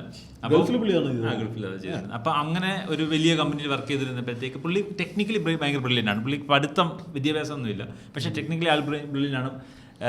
ഒരുമാതിരിപ്പെട്ട MBA ചെയ്യുന്ന അത്രയും ലെവൽ ഓഫ് തിങ്കിങ്ങും പുള്ളിക്കുണ്ട്. ആൻഡ് ടെക്നിക്കലി ഒരു എഞ്ചിനീയർ ചെയ്യുന്ന കാര്യങ്ങൾ സ്വന്തം ചെയ്യാൻ കഴിവുള്ള മനുഷ്യനാണ്. പക്ഷേ ആൾക്ക് ഡിഗ്രി ഒന്നുമില്ല, സർട്ടിഫിക്കറ്റ് ഒരു സാധനമില്ല. അപ്പോൾ അതുകൊണ്ട് പുള്ളി ഒരു മെഷീൻ വന്ന്, അവിടെ പുതിയതായിട്ടൊരു മെഷീൻ വന്നു. അപ്പോൾ പുള്ളി മെഷീൻ്റെ കാര്യങ്ങളൊക്കെ പഠിച്ചു. അതിനകത്ത് പുള്ളി ഒരു ചെറിയ ഓൾട്രേഷൻ കൊണ്ടുവന്നു. ആ സാധനം ഇങ്ങനെ ചെയ്താൽ വർക്ക് ലോഡ് കുറയ്ക്കാമെന്ന് പുള്ളി കണ്ടുപിടിച്ചു. എന്താണെന്ന് പുള്ളിയോടാണ് എനിക്ക് പറഞ്ഞത്, എനിക്കത് മനസ്സിലായി പോലില്ല. അപ്പോൾ പുള്ളി അതിനെ ബൈപ്പാസ് ചെയ്തു, ഒരു സാധനത്തെ ബൈപ്പാസ്, ഇത്ര കാര്യങ്ങൾ ചെയ്യുന്നതിന് പുള്ളി ഒരു സാധനം, ഒരു ഫിലിം എക്സ്ട്രാ എടുത്തിട്ട് പുള്ളി പറഞ്ഞു ഇങ്ങനെ ചെയ്താൽ ചെയ്യാമെന്ന്. അപ്പോൾ പുള്ളി മാനേജറിനോട് പറഞ്ഞപ്പോൾ മാനേജർ ഷെയ്ക്കിൻ്റെ അടുത്ത് പറഞ്ഞു ഇങ്ങനെ സാധനം അവൻ ചെയ്തിട്ടുണ്ടെന്ന്. അപ്പോൾ പുള്ളി വന്ന് കണ്ടിട്ട് ഞാൻ കൊള്ളാടാ എന്നിട്ടുണ്ട്. എന്നിട്ട് പുള്ളി വന്ന് എനിക്ക് 10 ദിനാർ കൂട്ടിത്തരാമെന്ന് പറഞ്ഞു. ആരും പറയണ്ടെന്ന് പറഞ്ഞു. അപ്പോൾ ഈ മാനേജർ ഷെയ്ക്ക് വന്നിട്ട് പോയത് കൂട്ടുകാരൻ ഒരാൾ കണ്ടു, എന്താ വന്ന് പറഞ്ഞിട്ട് ഇത് ചെയ്ത് കണ്ടപ്പോഴത്തേക്കാണെങ്കിൽ 10 ദിനാർ കൂട്ടിത്തരാമെന്ന് പറഞ്ഞു. അപ്പോൾ പുള്ളി പിറ്റേ ദിവസം ഫാദറിനെ വിളിച്ചിട്ട് പറഞ്ഞു ആ കൂട്ടിത്തരാമെന്ന് പറഞ്ഞ് ഞാൻ തരത്തില്ല കേട്ടോ, നിന്നോട് വേറെ ആരും പറയരുതെന്നല്ലേ പറഞ്ഞതെന്ന് പറഞ്ഞു. അതായത് ഒരാൾ പോയിട്ട് അത് അയാളുടെ മാനേജർ ത്രൂ അവിടെ പറഞ്ഞ പ്രശ്നമുണ്ടാക്കി. നമ്മളെല്ലാം ഒരേ ജോലി ചെയ്യുന്നത്, പിന്നെ ലത്തീഫിന് മാത്രം എന്തിനാണ് 10 ദിനാർ കൂട്ട് കൊടുക്കാമെന്ന് പറഞ്ഞതെന്ന് ഒരാൾ പ്രശ്നം ഉണ്ടാക്കി. സോ അങ്ങനെയുള്ള എക്സ്പീരിയൻസ് കൊണ്ടാണ് എൻ്റെ ഫാദർ എന്നോട് പറയുന്നത് ശമ്പളം. ഞാൻ ഇപ്പോൾ എല്ലാവരുടെയും ഓപ്പണായിട്ട് എല്ലാം പറയുന്ന ഒരാളാണ്. ഇല്ല ഞാൻ പറയും. ഞാൻ അപ്പോൾ എൻ്റെ അടുത്ത് ഫാദർ പറഞ്ഞിട്ടുണ്ട് അവിടെ ശമ്പളം ആരോടും പറയരുതെന്ന് പറയും. അപ്പോൾ ആൾക്കാർ എൻ്റെ അടുത്ത് ഇങ്ങനെ ചോദിക്കും അവിടെ നിനക്ക് ഇപ്പം എന്താ കിട്ടുന്നുണ്ട്, അപ്പോൾ ഞാൻ 35,000 കിട്ടുന്നുണ്ട്. 35,000 ഉള്ളൂ എന്ന് ആൾക്കാർ പറയും. അപ്പം അത് എനിക്ക് പ്രശ്നമല്ല. 30,000 ഉണ്ടോ അതും എനിക്ക് പ്രശ്നമില്ല. പക്ഷേ പുള്ളിയെ സംബന്ധിച്ച് പുള്ളിയുടെ എക്സ്പീരിയൻസിൽ പുള്ളിക്ക് മനസ്സിലായത് നമ്മളിത് പറഞ്ഞ അസൂയയും പിന്നെ ഈ പറഞ്ഞ ചാതാപവും വാങ്ങിക്കരുത്, പിന്നെ കടം മേടിക്കുന്നത്, ഈ പറഞ്ഞ ഇത് അട്രാക്ട് ചെയ്യുന്ന പുള്ളിയുടെ തിയറി. അതുകൊണ്ടാണ് പുള്ളി എന്നോട് പറഞ്ഞിട്ടുണ്ട്. അപ്പൊ ഇത് ഈ സാധനം നീ കേട്ടതുപോലെ തന്നെ കുറെ കടം ചോദിക്കരുത്, ഇത് എനിക്ക് തന്നെ ജീവിക്കാൻ പറ്റുന്നില്ല. പിന്നെ അവിടെ 25 കേട്ടപ്പോ തന്നെ ഒരു 3 പേര് പൈസ ഇട്ടാണ് 25 കൊച്ചിയിൽ എങ്ങനെ ജീവിക്കുന്നത്, ഇതാ 300 രൂപ QR കോഡ് കൊടുത്തേക്കാം ഇട്ടേക്ക്. ഇത് ഞാൻ സോ ബേസിക്കലി എനിക്ക് ഒരു തോന്നിയിട്ടുള്ളൊരു സാധനം എന്ന് പറഞ്ഞാൽ ഈ കമ്പനികൾ അല്ലെങ്കിൽ ഈ ഒരു കോർപ്പറേറ്റുകൾ എത്ര കാശ് ഉണ്ടാക്കുന്നു എന്നുള്ളത്, ഓക്കെ, അത് പലർക്കും മനസ്സിലാവാത്ത സ്കെയിലിലുള്ള പൈസയാണ് ഇവരുണ്ടാക്കുന്നത്. ആൻഡ് കോർപ്പറേറ്റിൻ്റെ ഇൻട്രസ്റ്റിന് തന്നെ വളരെ നല്ലൊരു സാധനമാണ് ആൾക്കാർ അങ്ങോട്ടും ഇങ്ങോട്ടും ശമ്പളം ഡിസ്കസ് ചെയ്യാത്തത്. എനിക്ക് തോന്നുന്നു MBAക്കാർക്ക് ഇത്രയും കാശ് കിട്ടാനുള്ളൊരു സാധനം നമുക്ക് ഇവരെത്രയാണ് ഉണ്ടാക്കുന്നത്, ഇപ്പം ഞാനൊരു വർക്ക് ചെയ്യുന്നതിൽ ഇവർക്ക് എത്ര വാല്യൂ കിട്ടുന്നുണ്ട് എന്നുള്ളത് എനിക്ക് നല്ല ബോധ്യമുണ്ട്. ആ ഒരു ബിസിനസ് മനസ്സിലാവുന്നതുകൊണ്ടാണ്. ഇതിൻ്റെ ഏറ്റവും കൂടുതൽ എക്സ്പ്ലോയിറ്റേഷൻ വരുന്ന 2 ഇൻഡസ്ട്രിയാണ് ഹെൽത്ത് കെയറും എഡ്യൂക്കേഷൻ. ഞാൻ നേരത്തെ പോഡ്കാസ്റ്റ് പറഞ്ഞു. അതെ. അവിടെ എന്ന് വെച്ചാൽ ഇവർ ഒരു നേഴ്സ് അല്ലെങ്കിൽ ഒരു ടീച്ചർ ആ ഒരു ബിസിനസ്സിലോട്ട് ഇൻ ടേംസ് ഓഫ് മോണിറ്ററി എത്ര വാല്യൂ ആണ് ആഡ് ചെയ്യുന്നതെന്ന് പറഞ്ഞാൽ അത് ഭയങ്കര കൂടുതലാണ്. പക്ഷേ അവർക്ക് കിട്ടുന്ന ശമ്പളം ഭയങ്കര കുറവാണ്, ഒരു പ്രൊപ്പോർഷൻ ഇല്ല. ആൻഡ് അറ്റ് എ പോയിന്റ് ഇവരിത് പുറത്ത് പറയുകയാണെങ്കിൽ ആക്ച്വലി എൻ്റെ അടുത്ത് പറയുകയാണെങ്കിൽ ഞാൻ പറയും ഇത് ഭയങ്കര കുറവാണ്. കാരണം നിങ്ങൾ ഇത്രയും പിള്ളേരെ മാനേജ് ചെയ്യുന്ന, ഇത്രയും പിള്ളേരുടെ നോക്കുവാണെങ്കിൽ വർഷം ഈ സ്കൂളിന് കിട്ടുന്നത് ഇത്രയും കാശാണ്. അപ്പോൾ കൂടുതൽ എനിക്ക് തോന്നുന്നു ആൾക്കാർക്ക് ആസ് എ പാർട്ട് ഓഫ് അവരുടെ ഒരു ഫിനാൻഷ്യൽ ലിറ്ററസിയും ഒരു ബിസിനസ് അണ്ടർസ്റ്റാൻഡിങ്ങിൻ്റെയും കുറവാണ് എനിക്ക് തോന്നുന്ന ആൾക്കാർ വിചാരിക്കുന്നത് എനിക്ക് കിട്ടുന്ന ശമ്പളം കുറവാണെങ്കിലും ശമ്പളം തരുന്നുണ്ടല്ലോ എന്നൊക്കെ ആൾക്കാർ ചിന്തിക്കുമല്ലോ, എനിക്ക് ജോലിയുണ്ടല്ലോ. എനിക്ക് പിന്നെ മറ്റേ ഒരു സ്കൂളിൻ്റെ കേസിലാണെങ്കിൽ അവർ ആ ഒരു ചൂഷണം ചെയ്യുന്നത് നമ്മളെന്തോന്നോ വലിയ നല്ല പ്രവൃത്തി ചെയ്യുന്നു. പക്ഷേ ഇതിൻ്റെ പുറകെ വർക്ക് ചെയ്യുന്ന ബിസിനസ് നടത്തുന്ന ആൾക്കാർക്ക് വളരെ ക്ലിയർലി അറിയാം ഇതിൽ എത്രത്തോളം പ്രോഫിറ്റ്സ് ഉണ്ടാവുന്നുണ്ട്. കൂടുതൽ ചോദിക്കാൻ വേറെ ടീച്ചറിനെ വെക്കാനോ അല്ലെങ്കിൽ വേറെ നഴ്സിനെ വെക്കാനോ ഇന്ത്യയിൽ ആ ഒരു സിറ്റുവേഷൻ ഉണ്ട്. പിന്നെ എനിക്ക് തോന്നുന്നു പലപ്പോഴും നമുക്ക് വളരെ ഇമ്പോർട്ടൻ്റ് ആയിട്ട് ഇപ്പോൾ ഒരു ആളെ ഹയർ ചെയ്യണം, അത് നാളെ തന്നെ വേണം എന്നൊക്കെ ഉണ്ടെങ്കിൽ നമ്മൾ വേറെ ലെവലിൽ കാശ് കൊടുത്ത് മേടിക്കും. മനസ്സിലായില്ലേ? ഇപ്പം സൈലം പോലുള്ള ഇൻസ്റ്റിറ്റ്യൂട്ടിൽ പഠിപ്പിക്കുന്ന ടീച്ചർമാർക്ക് ഒരുപാട് കാശ് കിട്ടുന്നില്ലേ? കാരണം അവർ ടീച്ചർമാർ ബ്രാൻഡ് ആയതുകൊണ്ടാണ്. അപ്പോൾ ചിലപ്പോൾ അങ്ങനത്തെ, അപ്പം എൻ്റെ കേസിലും ചിലർക്ക് അത് ചിലപ്പം എനിക്ക് നാളെ തന്നെ ഈ പ്രോജക്റ്റ് തുടങ്ങണം, അതിന് ഈ സ്കില്ലുള്ള ഒരാളെ വേണം. അപ്പോൾ പെട്ടെന്ന് ആ സ്കില്ലിന് ഭയങ്കര വാല്യൂ കൂടുതലാണ്. അപ്പോൾ ഞാൻ ചിലപ്പം വളരെ എക്സ്പീരിയൻസ്ഡ് ആയിട്ട് ഉള്ള ഒരാളെ ചിലപ്പോൾ എൻട്രി ലെവൽ പൊസിഷനിൽ കൊണ്ടുവരും. കാരണം എനിക്ക് ആ പ്രോജക്റ്റ് തുടങ്ങിയാലേ പറ്റുള്ളൂ. ഈ എക്സ്പീരിയൻസ് ഉള്ള ഒരാൾ ഈ എൻട്രി ലെവൽ ആളുമായിട്ട് സംസാരിച്ചാൽ ആൻഡ് അവർ തമ്മിൽ വലിയ സ്കിൽ ഡിഫറൻസ് ചിലപ്പോൾ ഉണ്ടായിരിക്കില്ല, അവരുടെ കണ്ണ് കള്ളിപ്പോവും.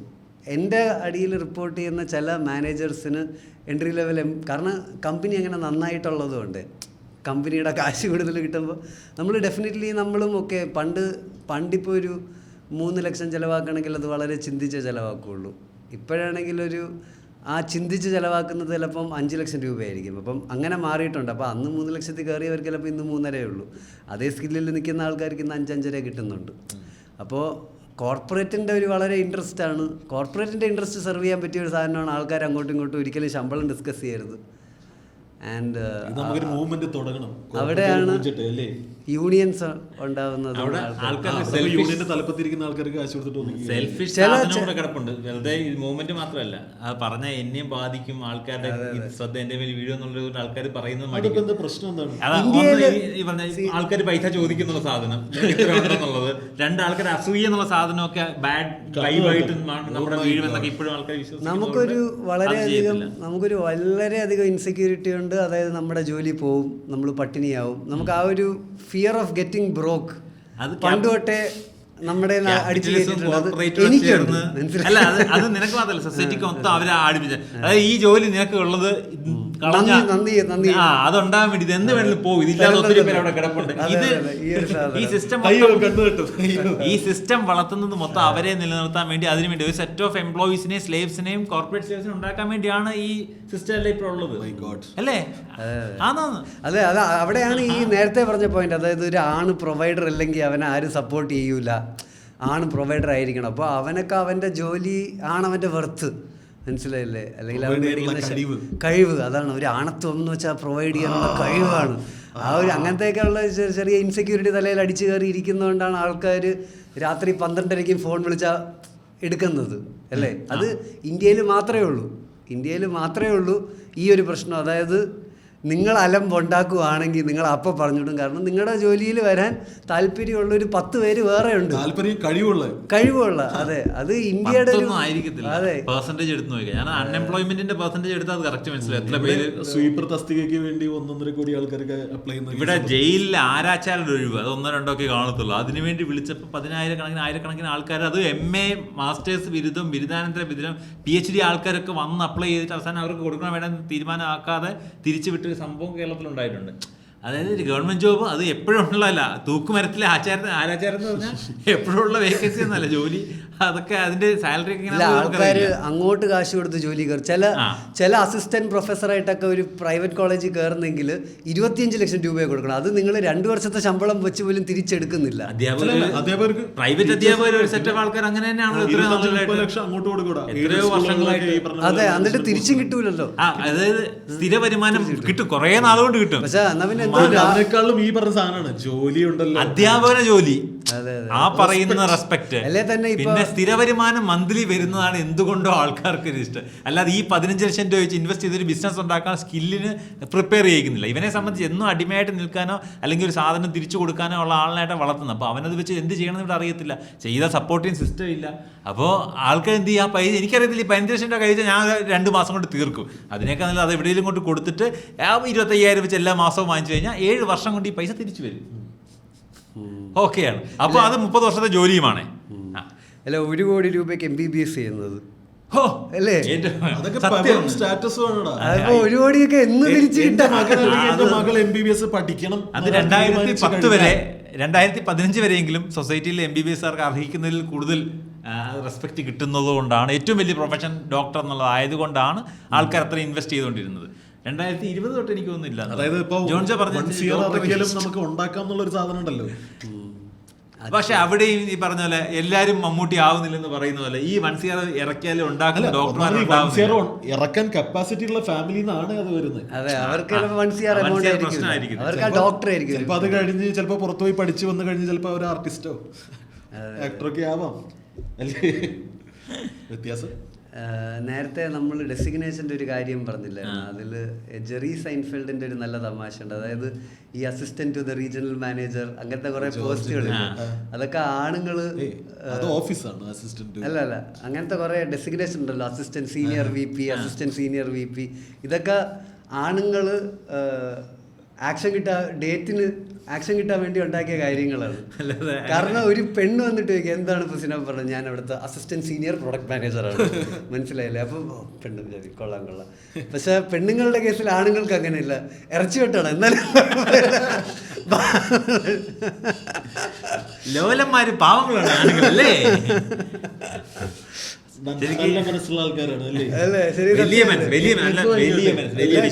ഓപ്പൺ ആയിട്ട് സ്വീകരിക്കാൻ വെൽക്കം ചെയ്ത വലിയ മനസ്സാണ്. അതുകൊണ്ട് തന്നെ ആണുങ്ങളുടെ ഇൻസെക്യൂരിറ്റി കൊണ്ടാണ്. ഞാനൊരു എക്സാമ്പിൾ പറയാം. നമ്മൾ ഈ ഫിലിം മേക്കേഴ്സിനെ ഹയർ ചെയ്യുമ്പോൾ നമ്മുടെ കമ്പനിയിൽ AD എന്നേ ഉള്ളൂ. അത് ചിലയിടത്ത് ഉപയോഗിക്കുന്ന അസിസ്റ്റന്റ് ഡയറക്ടറും ചിലയിടത്ത് ഉപയോഗിക്കുന്ന അസോസിയേറ്റ് ഡയറക്ടറുമാണ്. ഇത് രണ്ടും കമ്പനിയിൽ ഒരു വ്യത്യാസമില്ല.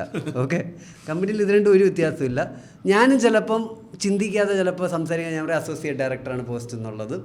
ഓഫർ ലെറ്റർ വരുമ്പോൾ അസിസ്റ്റന്റ് ഡയറക്ടർ ആയിരിക്കാം, ചിലപ്പോൾ അസിസ്റ്റന്റ് ഡയറക്ടർ അസോസിയേറ്റ് ഡയറക്ടർ. ആൾക്കാർ ഇതിൽ ഭയങ്കര ഒഫൻഡഡ് ആവും. ആൾക്കാർ പറയും ഹൗ, ഞാൻ ഇത്ര എക്സ്പീരിയൻസ് ഉള്ള ഒരാളാണ്, നിങ്ങൾ എങ്ങനെയാണ് എന്നെ ഒരു അസിസ്റ്റന്റ് ഡയറക്ടർ ആക്കുന്നത്? തിരുത്തി കൊടുക്കണ്ടേ? അസിസ്റ്റന്റ് ഡയറക്ടറിനെ പോസ്റ്റ് ഉള്ളൂ, നമുക്ക് എഴുതി കൊടുക്കണ. അല്ല, അത് ഒരു സിനിമാ ഫീൽഡിൽ നിന്ന് പ്രൊഡക്ഷൻ ഫീൽഡിൽ വരുന്നവർക്കായി പ്രശ്നമല്ല.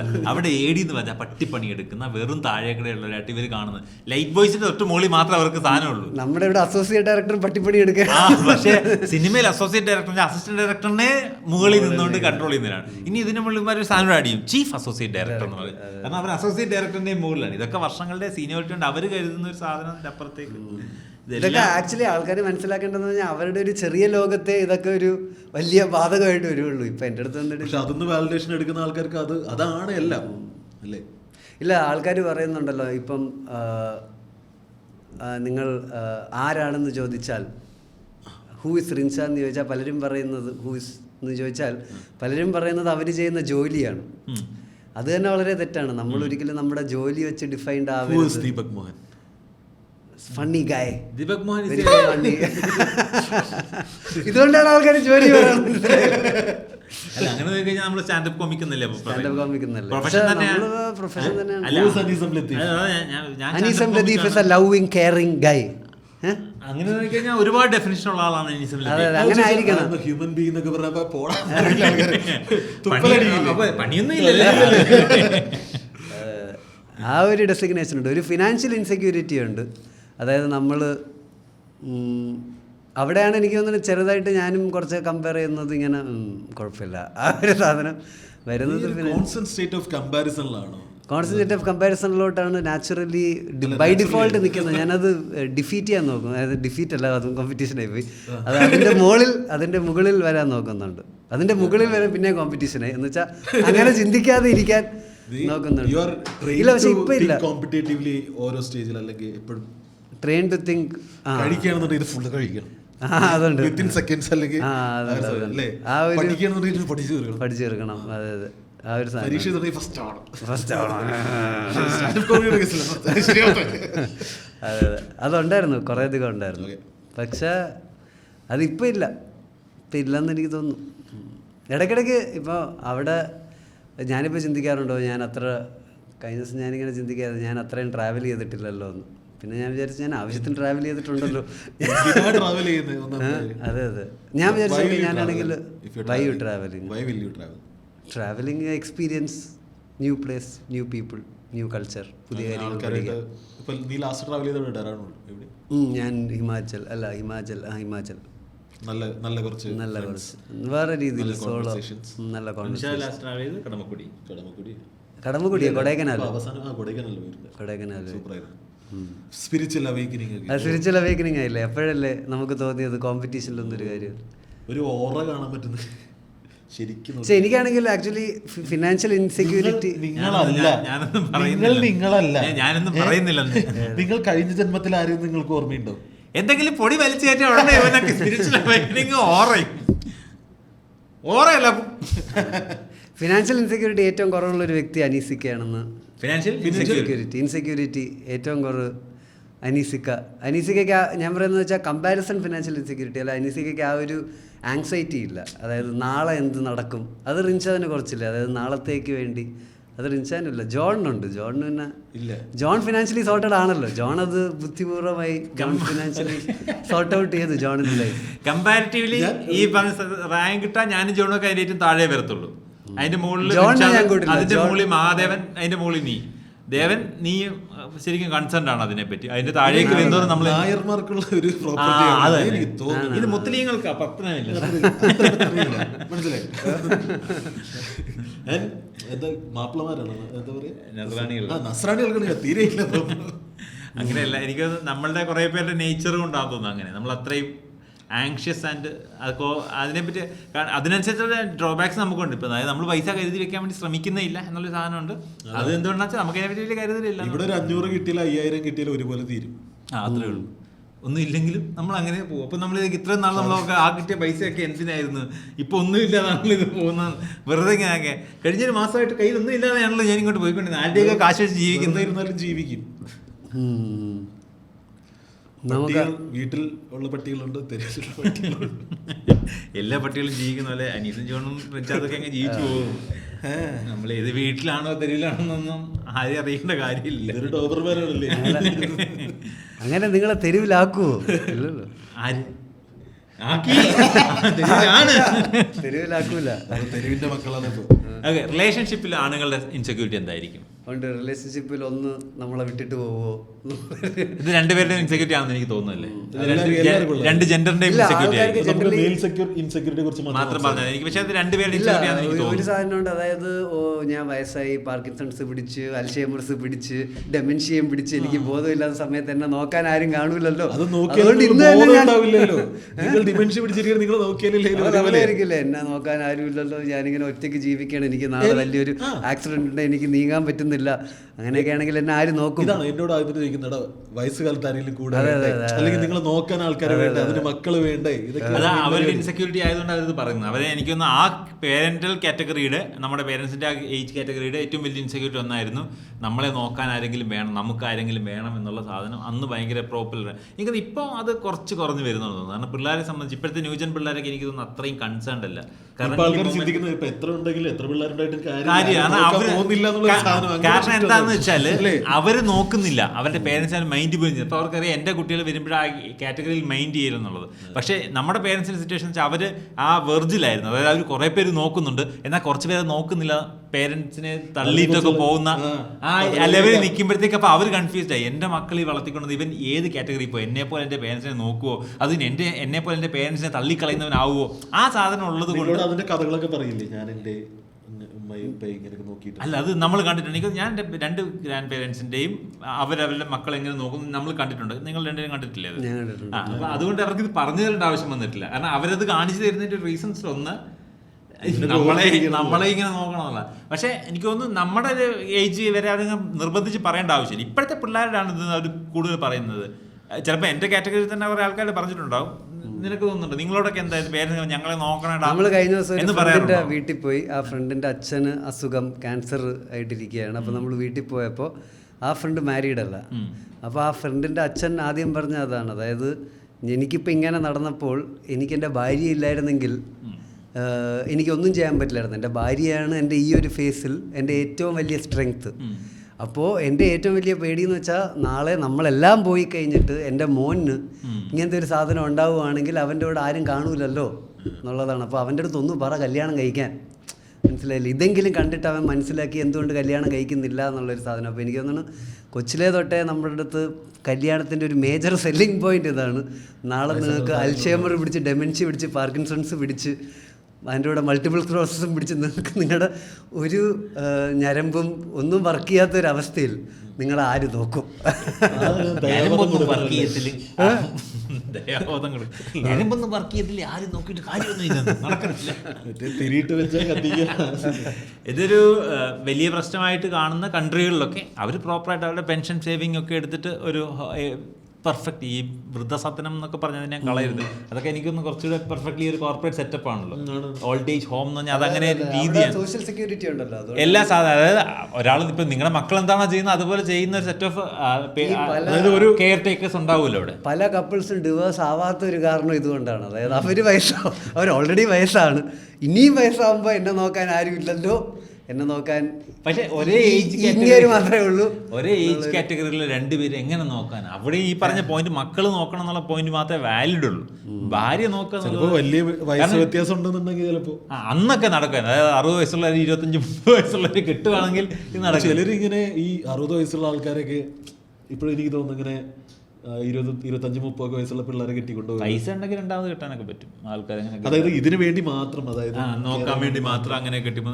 ഇപ്പൊ എനിക്ക് തോന്നുന്നു എത്രയൊക്കെ നടക്കുമെന്ന് തോന്നില്ല. ഇപ്പൊ കുറച്ചുകൂടെ ആൾക്കാരെല്ലാം സെൽഫ് പൈസക്കാരുമായി. പണ്ട് പൈസ ഒരു വലിയ പ്രശ്നമുള്ളതുകൊണ്ടാണല്ലോ. സോഷ്യൽ സെക്യൂരിറ്റി കൂടുതലുള്ള കൺട്രീസിലാണ് ഡിവോഴ്സ് റേറ്റ് ഒക്കെ കൂടുതൽ. കാരണം സോഷ്യൽ സെക്യൂരിറ്റി ആണ് ശരിക്കും ഒരു ഒരാളെ ഇവനെ സഹിക്കേണ്ട കാര്യമില്ല, ഒരാളെ നമ്പിനിക്കേണ്ട ആവശ്യമില്ല എന്നുള്ളതാണ്. അവിടെയാണ് ആൾക്കാർ ശരിക്കും ഫ്രീ ആവുന്നത്. അല്ലാതെ ഈ ഒരു ഇൻഡിവിജ്വൽ എംപവർമെൻറ്റല്ലോ, നമ്മളെപ്പോഴും അതാണ് ക്യാപിറ്റലിസ്റ്റ് അഗൈൻ വിൽക്കുന്ന ഒരു സാധനം എന്ന് പറഞ്ഞാൽ ഇൻഡിവിജ്വൽ സ്ട്രെങ്ത് ആണ്, ഇൻഡിവിജ്വൽ എംപവർമെൻ്റ് ആണ്. നമ്മളെന്തോ വായിച്ച് നമ്മളെന്തോന്നോ പഠിച്ചൊരു വലിയ ആളാവണം എന്നുള്ളത്. എൻ്റെയും കാട്ടി കൂടുതൽ നമ്മൾ ശരിക്കും എംപവേർഡ് ആവുന്ന നമ്മുടെ ഇതേപോലത്തെ സോഷ്യൽ സ്ട്രക്ചേഴ്സും നമ്മുടെ കമ്മ്യൂണിറ്റിയുടെ ഡിസൈനും ഒക്കെ കുറച്ചുകൂടെ ഒരു ഫെയർ ആവുമ്പോഴാണ് ശരിക്കും. അതുകൊണ്ടാണ് എപ്പോഴും നമ്മൾ അതുകൊണ്ടാണല്ലോ ആൾക്കാർ പറയുന്നത്, അതായത്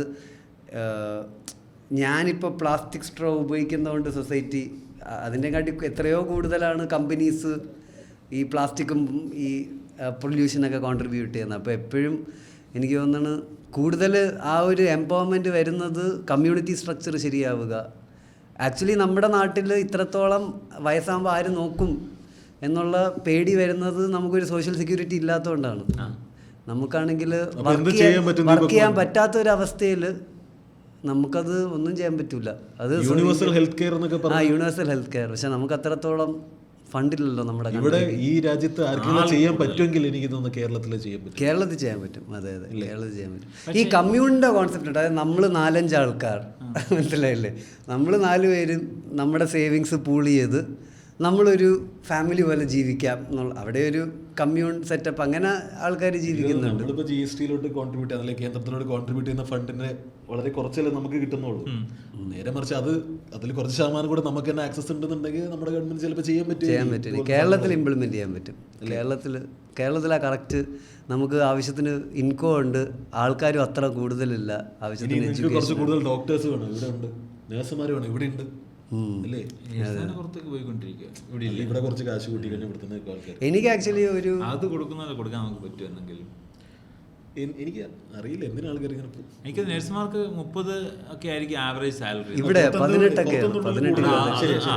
അതെന്താ അങ്ങനെ 15 10 വർക്ക് ചെയ്യുന്നതിനേക്കാളും ബെറ്റർ വർക്കിംഗ് കണ്ടീഷൻ ആണെന്നുള്ള സാധനമുണ്ട്. ഇനി ഓവർ ടൈം ചെയ്യണം. ഇവിടെയൊക്കെ ആണെങ്കിൽ ചുമ്മാ ഇരുന്ന് ചെയ്യുകയല്ലേ, അവിടെ അതിന് നല്ല ഷിഫ്റ്റും ടൈമിംഗ് ഒക്കെ ചിലപ്പോൾ. അപ്പോൾ ആ ഇത് റീച്ച് ചെയ്യാൻ ഇവിടെ പറ്റത്തുന്നില്ല. അതുകൊണ്ട് എന്തായാലും അവരുടെ ആൾക്കാരുടെ റിസോഴ്സ് നമുക്ക് പുറത്തേക്ക് കൊടുത്തോണ്ടിരിക്കേണ്ടി വരും. കാരണം അവർക്ക് പേ ചെയ്യാൻ പറ്റും, നമുക്ക് അത്രയും പേ ചെയ്യാൻ പറ്റണമെന്നില്ല. നമ്മുടെ നല്ലൊരു വരുമാനം ഇതൊന്നും വരുന്നുണ്ട്. എനിക്ക് വേറൊരു റിലേഷൻഷിപ്പ് ഇൻസെക്യൂരിറ്റി എന്ന് പറയുന്നത് നിന്റെ ഇതുവരെ തീർന്നില്ലേ?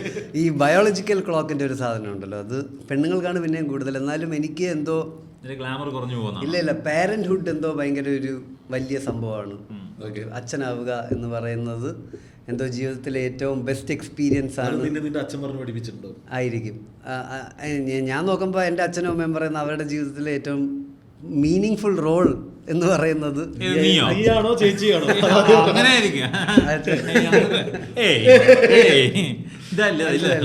ഇതൊരു വലിയ സംഭവമാണ്, മനസ്സിലായില്ലേ? ആൻഡ് ഓൾസോ ഇത് നടക്കണമെങ്കിൽ ഒരു പീരീഡ് വരെ അങ്ങനെയില്ല, ആണുങ്ങൾക്ക് അങ്ങനെയില്ല. പക്ഷെ പിന്നെ ഞാൻ ചിന്തിക്കുന്നത് വളരെ ലേറ്റ് ആയിട്ട് ഇത് നടക്കുകയാണെങ്കിൽ നമുക്ക് നമ്മൾ വയ്യാതെ ആവുമല്ലോ. നമുക്ക് പ്രായം കഴിയും തോറും നമ്മുടെ റിസ്ക് കൂടിക്കൊണ്ടിരിക്കുകയല്ലേ. ഫ്രീസ് ചെയ്യണം എന്റെ അഭിപ്രായം. എന്തോന്ന് ഫ്രീസ് ചെയ്യണം? നമ്മുടെ ഫ്രീസർ വെച്ച് അതിനകത്ത് ഫുഡ് വെക്കാനില്ല. അല്ല, സൽമാൻ ഖാൻ ഫ്രീസ് ചെയ്യാറുണ്ടെന്ന് കേട്ടിട്ടില്ലേ? വലിയ വലിയ സെലിബ്രിറ്റീസ് അവരുടെ ആ ഒരു എക്സ്പീരിയൻസിന്റെ ഫോം ഉണ്ട്. അതായത് ഇതെനിക്ക് എക്സ്പീരിയൻസ് ചെയ്യാൻ പറ്റാതെ പോകുന്ന എൻ്റെ ജീവിത ചോയ്സസ് മൂലം, ഈ മൈൻഡ് സ്റ്റാൻഡപ്പ് ഒക്കെ മൂലം മനുഷ്യ ജീവിതത്തിൽ ഒരിക്കലും സെറ്റ് ആവാതെ അങ്ങനത്തെ ഉള്ള പല എക്സ്പീരിയൻസസ് ഞാൻ മിസ് ഔട്ടായി പോകുമ്പോൾ പേടിയുണ്ട്. സെറ്റ് ആവാണെന്നുണ്ടെങ്കിൽ എനിക്ക് തോന്നുന്നു ഈ കൂട്ടത്തില് ദീപക് മോഹൻ സെറ്റ് ആവാൻ എന്താ പ്രശ്നം? നിനക്ക് എന്താ പ്രശ്നം? നല്ല സാലറി ഉണ്ട്, നീ വേണ്ടി സാലറി പറഞ്ഞു.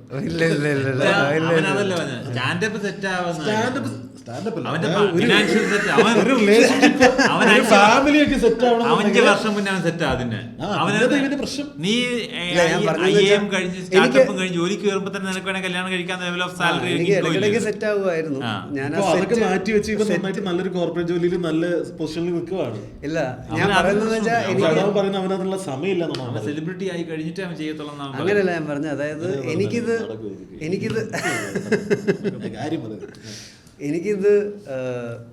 ഇടയ്ക്കിടയ്ക്ക് ഒന്നും നടത്തണം പെട്ടെന്ന് നടത്തണം.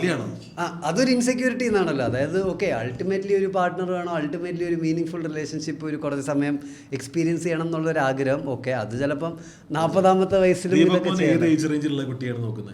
19-22 അതാണ് എൻ്റെ. ഇല്ല റിയലിസ്റ്റിക് ആയിട്ട് പറ.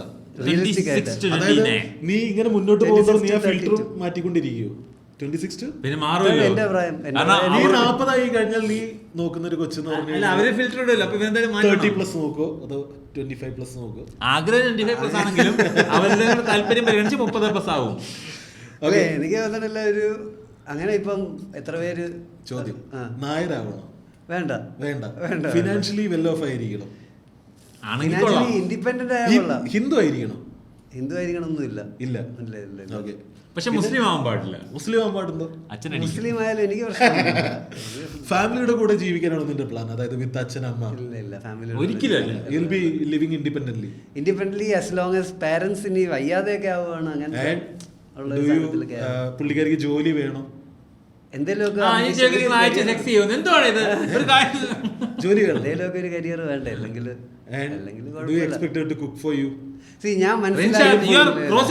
ഇത് നമുക്ക് അവസാനം ഒരു മാട്രിമോണി സാധനമായിട്ട് കൊടുക്കാം.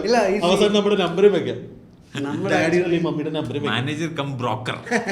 അതിന്റെ ഒരു 15 അടിക്കണം. അതൊരു നല്ല എമൗണ്ട് കാണും കേട്ടോ. നീ സെറ്റിൽ ആവുന്ന ഒരു 5 CR ഒരു 2 കാറും മേടിക്കണം. പിന്നെ പ്രോപ്പർട്ടി എങ്ങനെ നോക്കിയാലും ഒരു 100 ഏക്കർ. നീ സെറ്റിലാ. ഇതിന്റെ 15%. ഞാനാണെങ്കിൽ റിൻഷാദിനെ ജീവിതകാലം മൊത്തം നോക്കുന്നത് ഞാൻ പറഞ്ഞിട്ടുണ്ടല്ലോ. റിൻഷാദിനെ നോക്കൂ. അതല്ല, റിൻഷാന്റെ അടുത്ത് ഞാൻ അടുത്ത ബിസിനസ്സോട് റിൻഷാ ഞാൻ സപ്പോർട്ട് ചെയ്യാം. ഞാൻ സ്ലീപ്പിംഗ് പാർട്ണർ, ചുമ്മാ നടന്നു പോകും.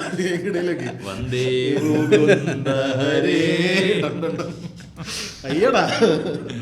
ഇല്ലേ, നമ്മൾ ഈ ആക്ച്വലി പ്രണയത്തിലാവുന്ന ലവ് എന്ന് പറയുന്നത് വളരെ ഒരു ഇമോഷണൽ സാധനമാണ്, ലോജിക്കൽ സാധനമല്ല. അപ്പം നമ്മൾ ഇങ്ങനെയാണ് അങ്ങനെയാണെന്നൊന്നും പറഞ്ഞിട്ടൊരു കാര്യമില്ല. നമുക്ക് ഒരാളുടെ അടുത്ത് തോന്നുന്ന എന്ന് വെച്ചാൽ അൾട്ടിമേറ്റ്ലി ഇപ്പം തന്നെ ഞാൻ റിലേഷൻഷിപ്പിലായിട്ടുള്ള കല്യാണത്തിലോട്ട് പോയിട്ടുള്ള റിലേഷൻഷിപ്പിലുള്ള ആൾക്കാരെ ഞാൻ നോക്കുകയാണെങ്കിൽ വളരെ അങ്ങനെ കോമൺ ഫാക്ടർ ഇല്ല അല്ലേ? നീ അവരെ നോക്കാൻ പോണ്ട ഒരു കണ്ണടിച്ചു ഇവന് 1-2 ഡേറ്റ് കഴിയുമ്പോൾ കല്യാണം കഴിക്കാൻ പറയും. അതാ അതിന്റെ പ്രശ്നം. ദീപു ഒരാളെ കാണുമ്പോ ആദ്യം കാണുന്നത് അതൊക്കെ പണ്ട്. ആൻഡ് നീ പാരന്റ്ഹുഡിനെ കുറിച്ച് പറഞ്ഞു. സോ നിനക്കറിയാം നിന്റെ പാരന്റ്സ് എങ്ങനെയായിരുന്നു and you as a son എങ്ങനെയാണെന്ന് അറിയാം. അപ്പൊ നമുക്കറിയാം നമ്മൾ ഒരു പോയിന്റ് കഴിഞ്ഞ് നമ്മൾ കുറെ നമ്മുടെ പാരന്റ്സിന്റെ ട്രീറ്റ് നമ്മുടെ കയ്യിലുണ്ടാവും.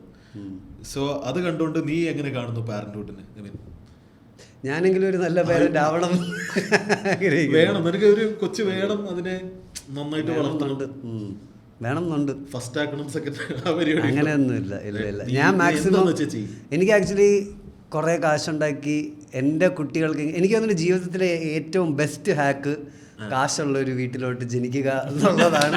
അല്ലേ? സത്യം, വേറെ ഒന്നുമില്ല. ജീവിതത്തിലെ ഏറ്റവും ബെസ്റ്റ് ഹാക്ക് അത്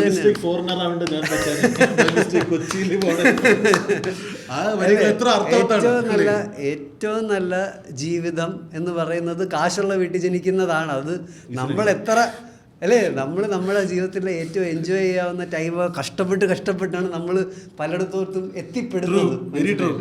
അപ്പോൾ അറ്റ്ലീസ്റ്റ് നമ്മുടെ പിള്ളേർക്കെങ്കിലും അത് ഉണ്ടാവാതെ ഇരിക്കട്ടെ, അവര് മണ്ടന്മാരാവട്ടെ, മനസ്സിലായില്ല, അവര് ജീവിതം എൻജോയ് ചെയ്യട്ടെ, ആ ഒരു സാധനമുണ്ട്. അപ്പോൾ മാക്സിമം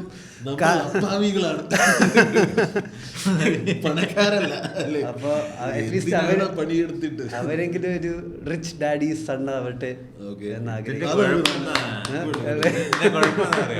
പ്ലസ് തോക്കുമ്പോ ദീപകിന്റെ മോനെ അടിക്കാൻ വേണ്ടി ദീപക് പിടിക്കുമ്പോ ഇയാളല്ലേ പണ്ട് പറഞ്ഞത് എന്നോട് ഉണ്ടാക്കണം, ഇയാൾ നോക്കിക്കോളാം,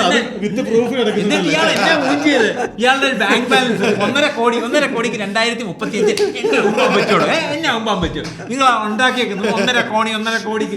ആ സമയത്ത് ആ ജോൺസയെ കണ്ടുപിടിക്കും, ഡോക്ടർ ഭാര്യ ഹോസ്പിറ്റൽ സ്വന്തമായിട്ട് അയാൾ ചെയ്ത പോലെ കൊല്ലം ചെയ്തായിരുന്നെങ്കിലും. അപ്പൊ മോനെ അനീസിന്റെ മരണത്തോടുകൂടി ഞാനിതൊക്കെ ഞാൻ ബിസിനസ് ഒക്കെ വിട്ടെന്ന് പറഞ്ഞു കൂട്ടുകാരനെ ഇങ്ങോട്ട് തലിച്ച് ആ റിഞ്ചൊക്കെ ഇപ്പൊ പിച്ച ചട്ടി എടുക്കുക.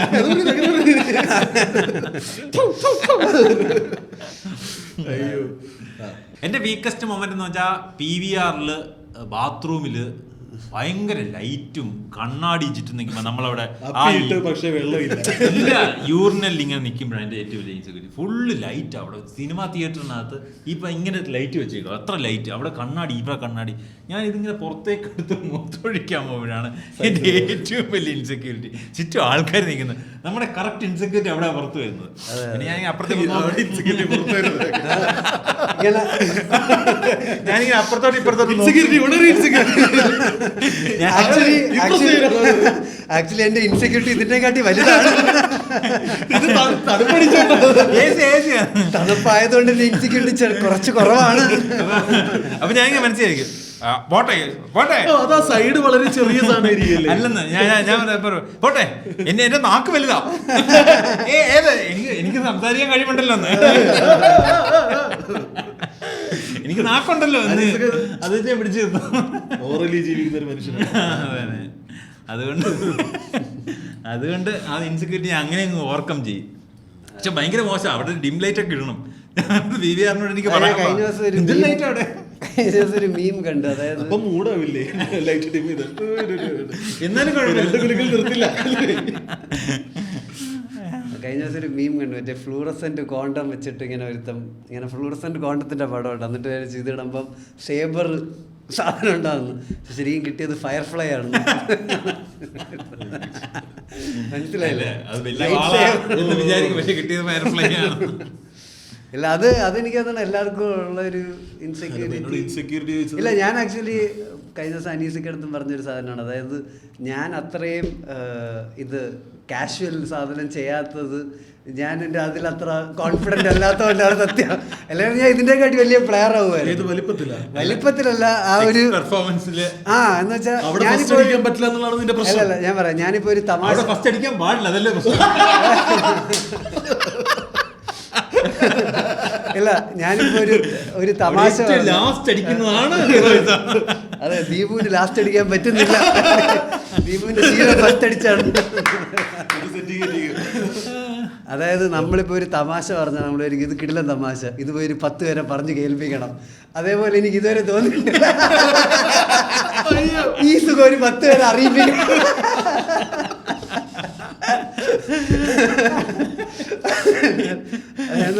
ഇത് തന്നെ വളരെ ഇമോഷണലി മനസ്സിലാവുന്ന ഒരാൾക്ക് ഇത് അപ്രിഷിയേറ്റ് ചെയ്യാൻ പറ്റുള്ളൂ. ഞാനുമായിട്ടൊരു ഡീപ്പ് കണക്ഷൻ ഉള്ള ഒരാൾക്ക് ഇതിന്റെ സാധനം കിട്ടുള്ളൂ. ഇത്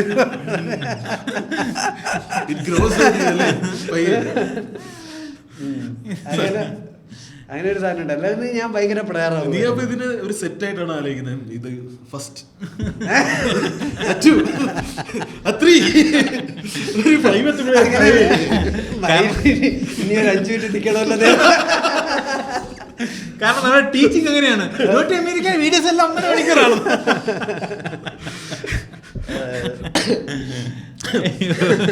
നമ്മുടെ ബെഞ്ച് മാർക്ക് എല്ലാം അങ്ങനെ ഹൈ ആയിട്ട് കിടക്കുകയാണെന്ന് ഇവിടെ. ഇപ്പൊ അവര് ചെത്തി 5 മിനിറ്റും 10 മിനിറ്റ് ഒക്കെ ആയിട്ട് വിടുന്നുണ്ടല്ലേ. അവിടെ നമ്മൾ ഫ്രീ കാണുന്നുണ്ട്. ശരിക്കും അതിന്റെ ഫുൾ വേർഷൻ എന്ന് പറഞ്ഞാൽ എപ്പോഴും വലുതാണ്. ഫുൾ വേർഷൻ വേണ്ട, പക്ഷെ ഇതങ്ങനല്ലോ. ഇത് പക്ഷെ റിയാലിറ്റി വരുമ്പോൾ ആൾക്കാർക്ക് ഡിമാൻഡ് ചെയ്യുമല്ലോ. അത് നമുക്ക് കാണാൻ 5 മിനിറ്റ് മതി, പക്ഷെ റിയാലിറ്റിയിൽ 5 മിനിറ്റ് തൊട്ട് പോകത്തില്ലല്ലോ. ഓക്കെ, ഞാൻ പിന്നെ എപ്പോഴും പറയുന്ന ഒരു ലൈനുണ്ട്, ഇത് ഞാൻ കുറെ നാൾ കഴിഞ്ഞ് ചെയ്യുന്ന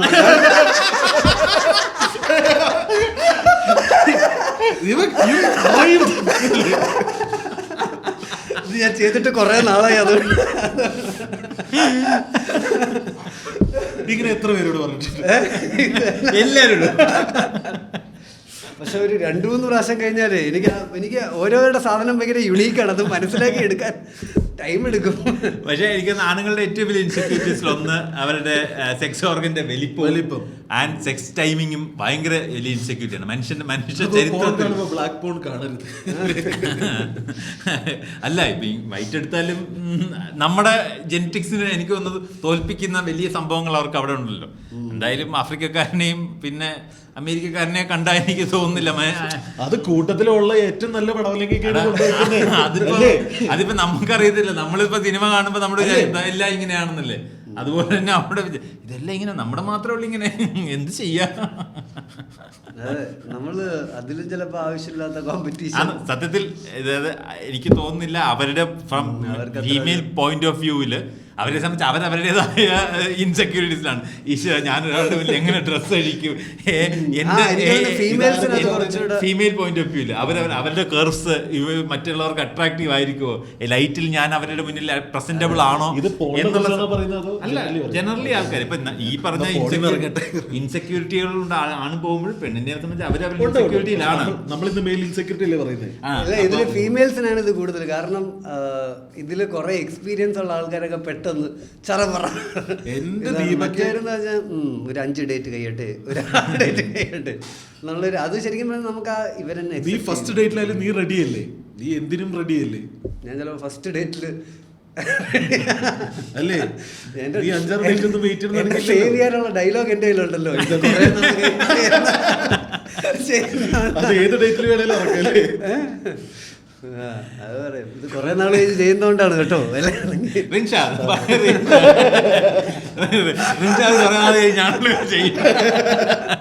ഞാൻ ദീപകിന്റെ തെറപ്പിസ്റ്റ് അവന് കൊടുത്ത ഉപദേശം ഉണ്ടല്ലോ, ഒരു 6 മാസം 7 മാസം വെയിറ്റ് ചെയ്തോണ്ടിരിക്കുക. റിൻഷാൻ അങ്ങനെ ഇൻസെക്യൂരിറ്റി ഉണ്ടായിരുന്നോ? ഏതാ ഈ പറഞ്ഞ സെക്ഷൽ പെർഫോമൻസിനെ പറ്റി? എന്റെ പെർഫോമൻസ്, ഞാൻ എന്റെ ബെഡ് പെർഫോമൻസിൽ ഞാൻ ഇല്ല, നമ്മൾ സന്തോഷിപ്പിക്കുക. അതായത് സന്തോഷിപ്പിക്കാൻ കൂടുതൽ മുൻഗണന കൊടുത്താൽ അത്രയും നല്ലത്. അതെ, കൊടുക്കുക വാങ്ങുക, കൊടുക്കുക. ഇതൊരു കൊടുക്കൽ വാങ്ങൽ സിസ്റ്റമാണ്. കൊടുക്കൽ വാങ്ങൽ സിസ്റ്റമാണ്. അല്ല, എനിക്ക് തോന്നുന്നില്ല ജനറലി പെൺകുട്ടികൾ കമന്റ് ചെയ്യട്ടെ. അതായത് 45 മിനിറ്റ് തുടർച്ചയായി നടക്കട്ടെ എന്ന് പറഞ്ഞല്ല അവര് ഇരിക്കുന്നതെന്നാണ് എനിക്ക് തോന്നിയിട്ടുള്ളത്. അവർക്ക് അവരുടേതായ ഈ പറഞ്ഞ പോലെ സ്റ്റാൻഡപ്പ് സെറ്റ് ചെയ്യുന്ന പോലെ ആദ്യം ഇത് ഇരിക്കട്ടെ, കോൾ ബാക്ക്.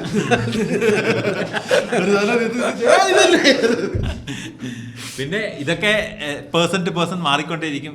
പിന്നെ ഇതൊക്കെ കളിച്ച് പഠിക്കുക എന്നൊക്കെ തന്നെയുള്ളൂ. ഇതിനകത്ത് ക്രിക്കറ്റ് കളിക്കുന്ന വൈബ്രേറ്റർ ഉപയോഗിച്ചിട്ടുണ്ട്. വൈബ്രേറ്റർ ഭയങ്കര ഹെൽപ്ഫുൾ ഒരു സാധനമാണ് സത്യം പറഞ്ഞ. ഈ സെൽഫ് സഫീഷ്യന്റ് ആൾക്കാരുടെ ഒരു വളരെ നല്ലൊരു സാധനമാണ്. നമുക്ക് കിട്ടി അവർക്ക് കിട്ടണം. അല്ലെങ്കിൽ പിന്നെ നമുക്ക് ഇതായല്ലോ, നമ്മള് അവരെ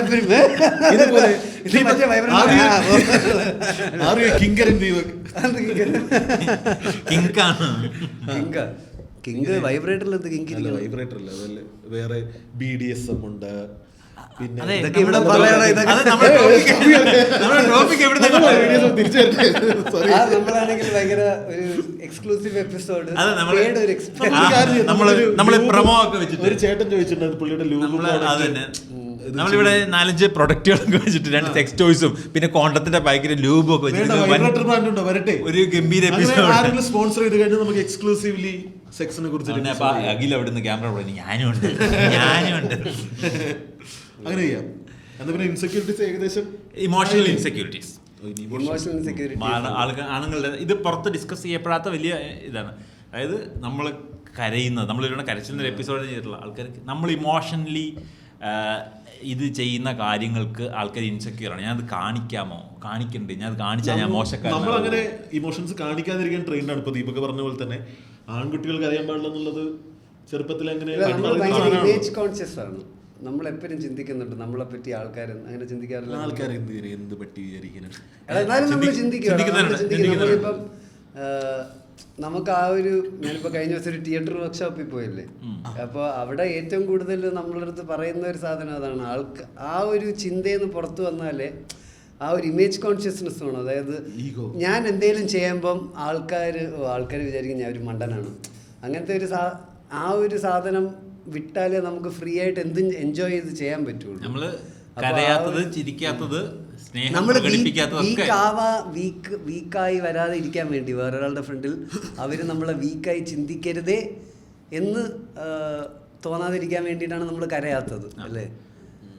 നമ്മൾ കരയാത്തത് നമ്മൾ പലപ്പോഴും, ഞാനും ഇടയ്ക്കിടയ്ക്ക് ഇപ്പം തന്നെ ചെറിയ ഈ വർക്ക് ചെയ്യുമ്പോൾ ജൂനിയേഴ്സൊക്കെ വന്ന് ചോദിക്കുമ്പോൾ അവരെന്തെങ്കിലും വന്ന് ചോദിക്കുമ്പം നമുക്ക് ഉള്ളിൻ്റെ ഉള്ളിൽ അറിയാം നമ്മളിതൊന്നും ഫിഗർ ഔട്ട് ചെയ്തിട്ടില്ല, നമുക്കും ഇതിനെപ്പറ്റി ജീവിതത്തിനെ പറ്റി വലിയ പിടിയൊന്നുമില്ല. എന്നാലും നമ്മൾ 2-3 ഉപദേശമൊക്കെ ഉണയ്ക്കും. കാരണം അവരുടെ ഫ്രണ്ടിൽ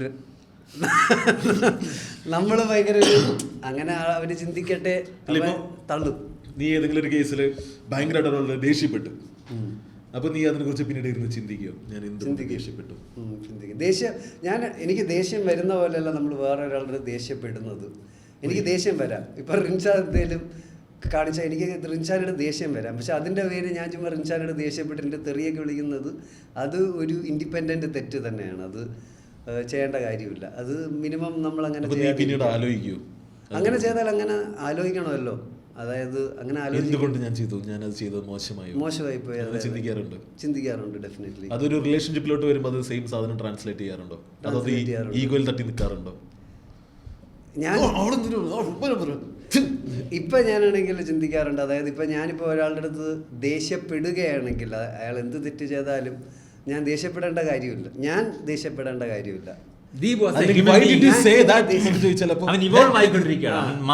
എനിക്ക് ദേഷ്യം വരാം. പക്ഷെ എന്ന് വെച്ചാൽ ഞാൻ വേറൊരാളുടെ അടുത്ത് ആ ഒരു സാധനം ചെയ്യേണ്ട കാര്യമില്ല. ഈ ദേഷ്യം പിന്നെ ഇടയ്ക്കിടയ്ക്കൊക്കെ ഉണ്ട്. റോഡിൽ കൂടെയൊക്കെ വല്ലതും തെണ്ടിയൊക്കെ വിളിച്ചിട്ട് പോകുമ്പോൾ തിരിച്ച് തെറി കൊടുക്കുന്ന കേസസ് ഉണ്ട്. അവിടെ എനിക്ക് ചിന്തിക്കാൻ ടൈം കിട്ടുന്നില്ല എന്നുള്ളതാണ് സംഭവം. പക്ഷെ പക്ഷെ ഞാൻ എൻ്റെ അച്ഛൻ പെട്ടെന്ന് ദേഷ്യപ്പെടുന്ന ഒരാളാണ്.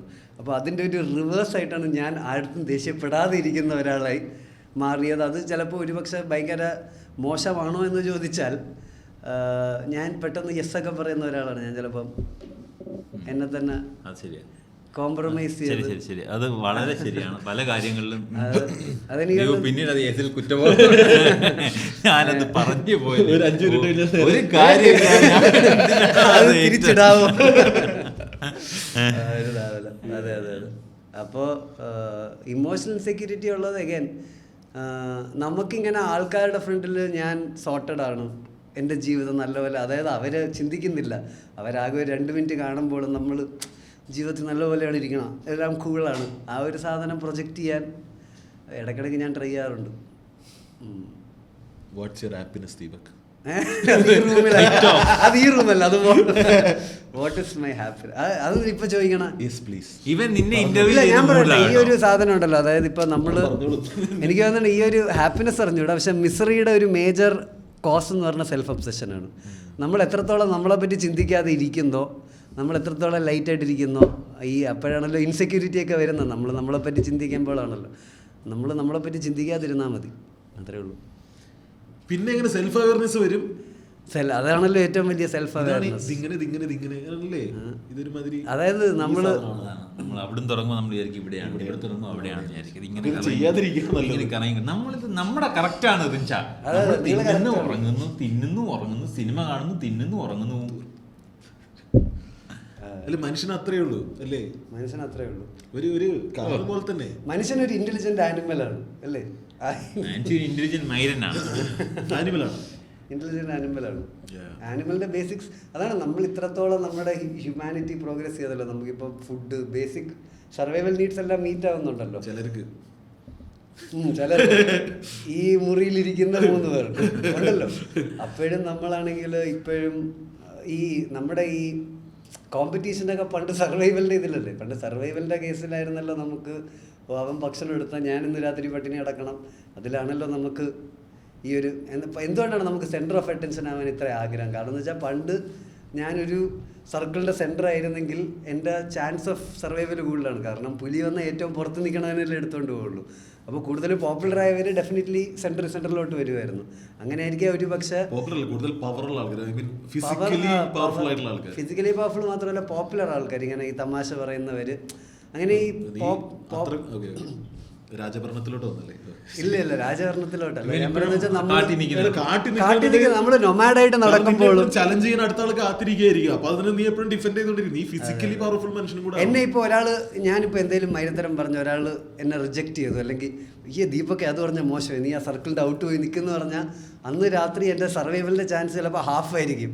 കാരണം വരുന്ന പുലി ഒരാൾ എടുത്തുകൊണ്ട് പോകും, അത് ഞാനായിരിക്കും. കാരണം ഞാനാണ് ഏറ്റവും ബാക്കിൽ നിൽക്കണം. അതുകൊണ്ടായിരിക്കും നമ്മൾ ഒരുപക്ഷെ സോഷ്യലി അക്സെപ്റ്റബിൾ ബിഹേവിയർ എന്താണോ, സൊസൈറ്റി എന്നെ എങ്ങനെ അക്സെപ്റ്റ് ചെയ്യും, ആ ഒരു നോർമറ്റീവ് ബിഹേവിയർ ഫോളോ ചെയ്യുക എന്നുള്ളൊരു സാധനം നമുക്ക് ചിലപ്പോൾ ഇവല്യൂഷണറി ആയിട്ട് വന്ന്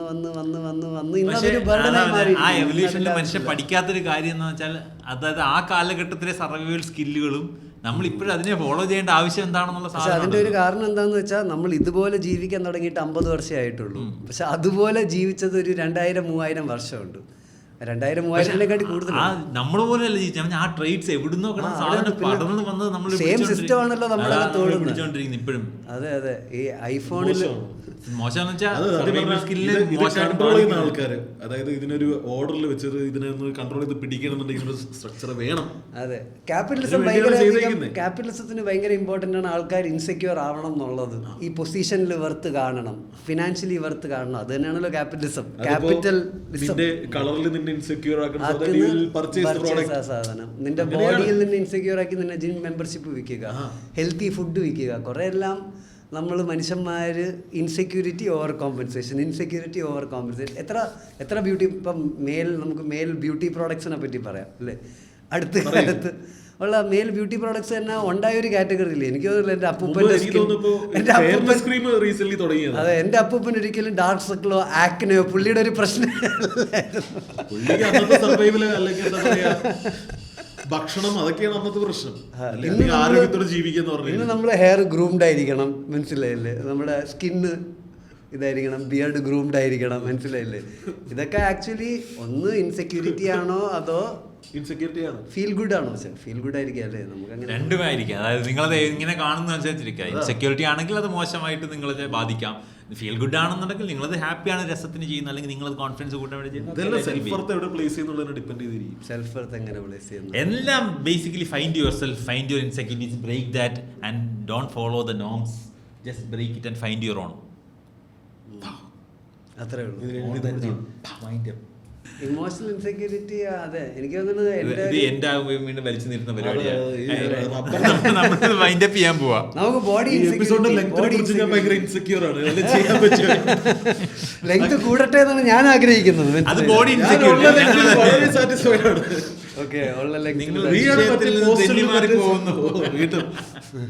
ഈ പോസ്റ്റൽ സ്കാം ഒക്കെ നടക്കാറില്ലേ? പോസ്റ്റൽ സ്കാം ഇങ്ങനെ മറ്റേ നീട്ടിത്തരാന്നൊക്കെ പറഞ്ഞുള്ള സാധനങ്ങൾ പോസ്റ്റലിലാണോ? പോസ്റ്റൽ ഇങ്ങനെ ഒരു കാശ് കൊടുത്തിട്ട് അവസാനം ബലൂണൊക്കെ കൊടുത്തു വിടും. അങ്ങനത്തെ COD ബേസിൽ എല്ലായിടത്തും നടക്കും. പോസ്റ്റലിനോ ഈ ആഡുകൾ വരുന്ന സൈറ്റുകളിൽ വരുന്ന ആഡുകളല്ലേ അല്ലേ? നീട്ടിത്തരാം, കൂട്ടിത്തരാം എന്നൊക്കെ പറയുന്ന വെറുതെയാണ്. എന്തോ പണ്ടൊരുത്തനെ മായാവിയുടെ വടി കൊണ്ടുതരാം, അതൊക്കെ ആരും വിശ്വസിക്കുക. എന്നിട്ട് ഞാനും ആൾക്കാർ ചിന്തിക്കുന്നുണ്ടായിരിക്കും അല്ലേ? റബ്ബർ ബാൻഡ് ഇട്ടാൽ മതി. ഇട്ടാ മതി ഇത്. ആൾക്കാർ ചിന്തിക്കുന്നുണ്ടായിരിക്കും അല്ലേ പെർഫോമൻസ് ഭയങ്കര മോശമാണ് ഞാൻ അങ്ങനെയൊക്കെ ചിന്തിക്കുന്ന ഒരു 1 ഇഞ്ച് കൂടെ ഇട്ട് ഇത് പൊളിച്ച് അങ്ങനെയൊക്കെ ചിന്തിക്കുന്നവരുണ്ടായിരിക്കും അല്ലേ? It's not about length, it's about hardness. It's about the എന്നാൽ സ്കോറിന്റെ കോണ്ടത്തിന്റെ hardness പരസ്യം, ആണ്. Hardness ആണ് സ്കോർ softness ആണ്. കോണ്ടത്തിന്റെ പരസ്യം അതാണ്. ആണോ? Sir, it's not about length, it's about hardness. അവരിപ്പോ ഹാർഡ്നെസ് ജെല്ലും കൂടെ അതിലൂടെ ഫ്രീ ആയിട്ട് കൊടുക്കുന്നു. അതിന്റെ കൂടെ അതോ അതിന്റെ കൂടെ ലൂബായിട്ട് എല്ലാം കൂടെ ഫ്രീ ആയിട്ട് കൊടുക്കുന്നു. ചെറിയ പാക്കറ്റ്, സാഷ പാക്കറ്റ് ആയിരിക്കും, 10ന്റെ പാക്കറ്റിന്റെ കൂടെ ഇത് കൊടുക്കുന്നത്. സ്കോറിന്റെ പരസ്യം ഉണ്ടായിരുന്നു. അപ്പം ഇത് പലരും പറയും നീളമല്ല പ്രധാനം, വണ്ണമാണ്, തിക്നെസ് ആണ്, ടൈമാണ്. പുള്ളി വെളിച്ചെണ്ണയൊക്കെ അത് മറ്റേ ഈ പിള്ളേച്ചന്റെ ഒരു തമാശ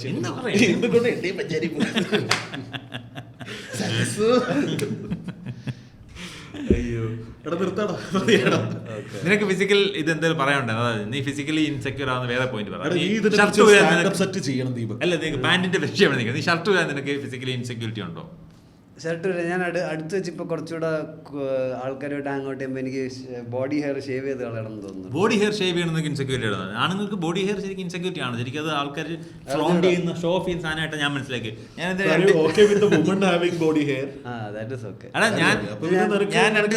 തുറന്നിരുന്ന ശരിക്കും ബോഡി ഹെയർ സെക്സി ആണ്, ബോഡി ഹെയർ സെക്സി ആണെന്ന് ആരോ പറഞ്ഞതിന്റെ അടിസ്ഥാനത്തിലാണ് ഞാനിങ്ങനെ അല്ല ഞാൻ ഇങ്ങനെ ഇതിവിടെ നമുക്ക് ഇതെന്താ ജപ്പാനീസ്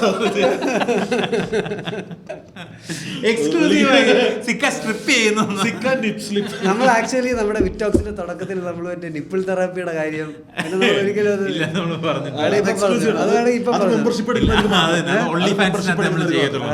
അതിന്റെ ഞാനൊരു ചെറിയ നമ്മുടെ ഓൺലി ഫാൻസ് അതിനു വേണ്ടി മാത്രമായിട്ട് ഞാൻ ഇതിന്റെ ഒരു ചെറിയ ഇൻട്രൊഡക്ഷൻ കൊടുക്കും.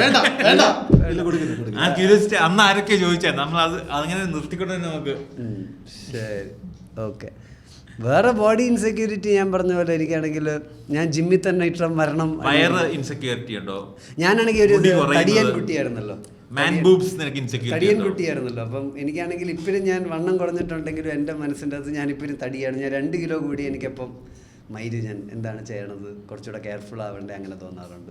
എനിക്ക് ഒരിക്കലും തോന്നണില്ല ഞാൻ അക്സെപ്റ്റ് ചെയ്യുമൊക്കെ എൻ്റെ ബോഡി നല്ല ഷേപ്പിലാണെന്നുള്ളൊരു സാധനം. എനിക്ക് എപ്പോഴും ഇങ്ങനെ മാക്സിമം മെലിഞ്ഞുകൊണ്ടിരിക്കണം ആ ഒരു സാധനമുണ്ട്. ബോഡി കുറച്ചുകൂടെ ഇങ്ങനെ ജിമ്മിൽ പക്ഷെ അങ്ങനെ ആവൂല. ഞാൻ അത്രത്തോളം ഭക്ഷണപ്രിയനും ആയതുകൊണ്ട് ഇത് രണ്ടും കൂടെ ബാലൻസ് ആവും. ഈ 2 പേഴ്സണാലിറ്റിയും കൂടെ ബാലൻസ് ആയി ഇതിൻ്റെ ഒരു മിഡിൽ പോയിന്റ് തന്നെ നിൽക്കും. പക്ഷെ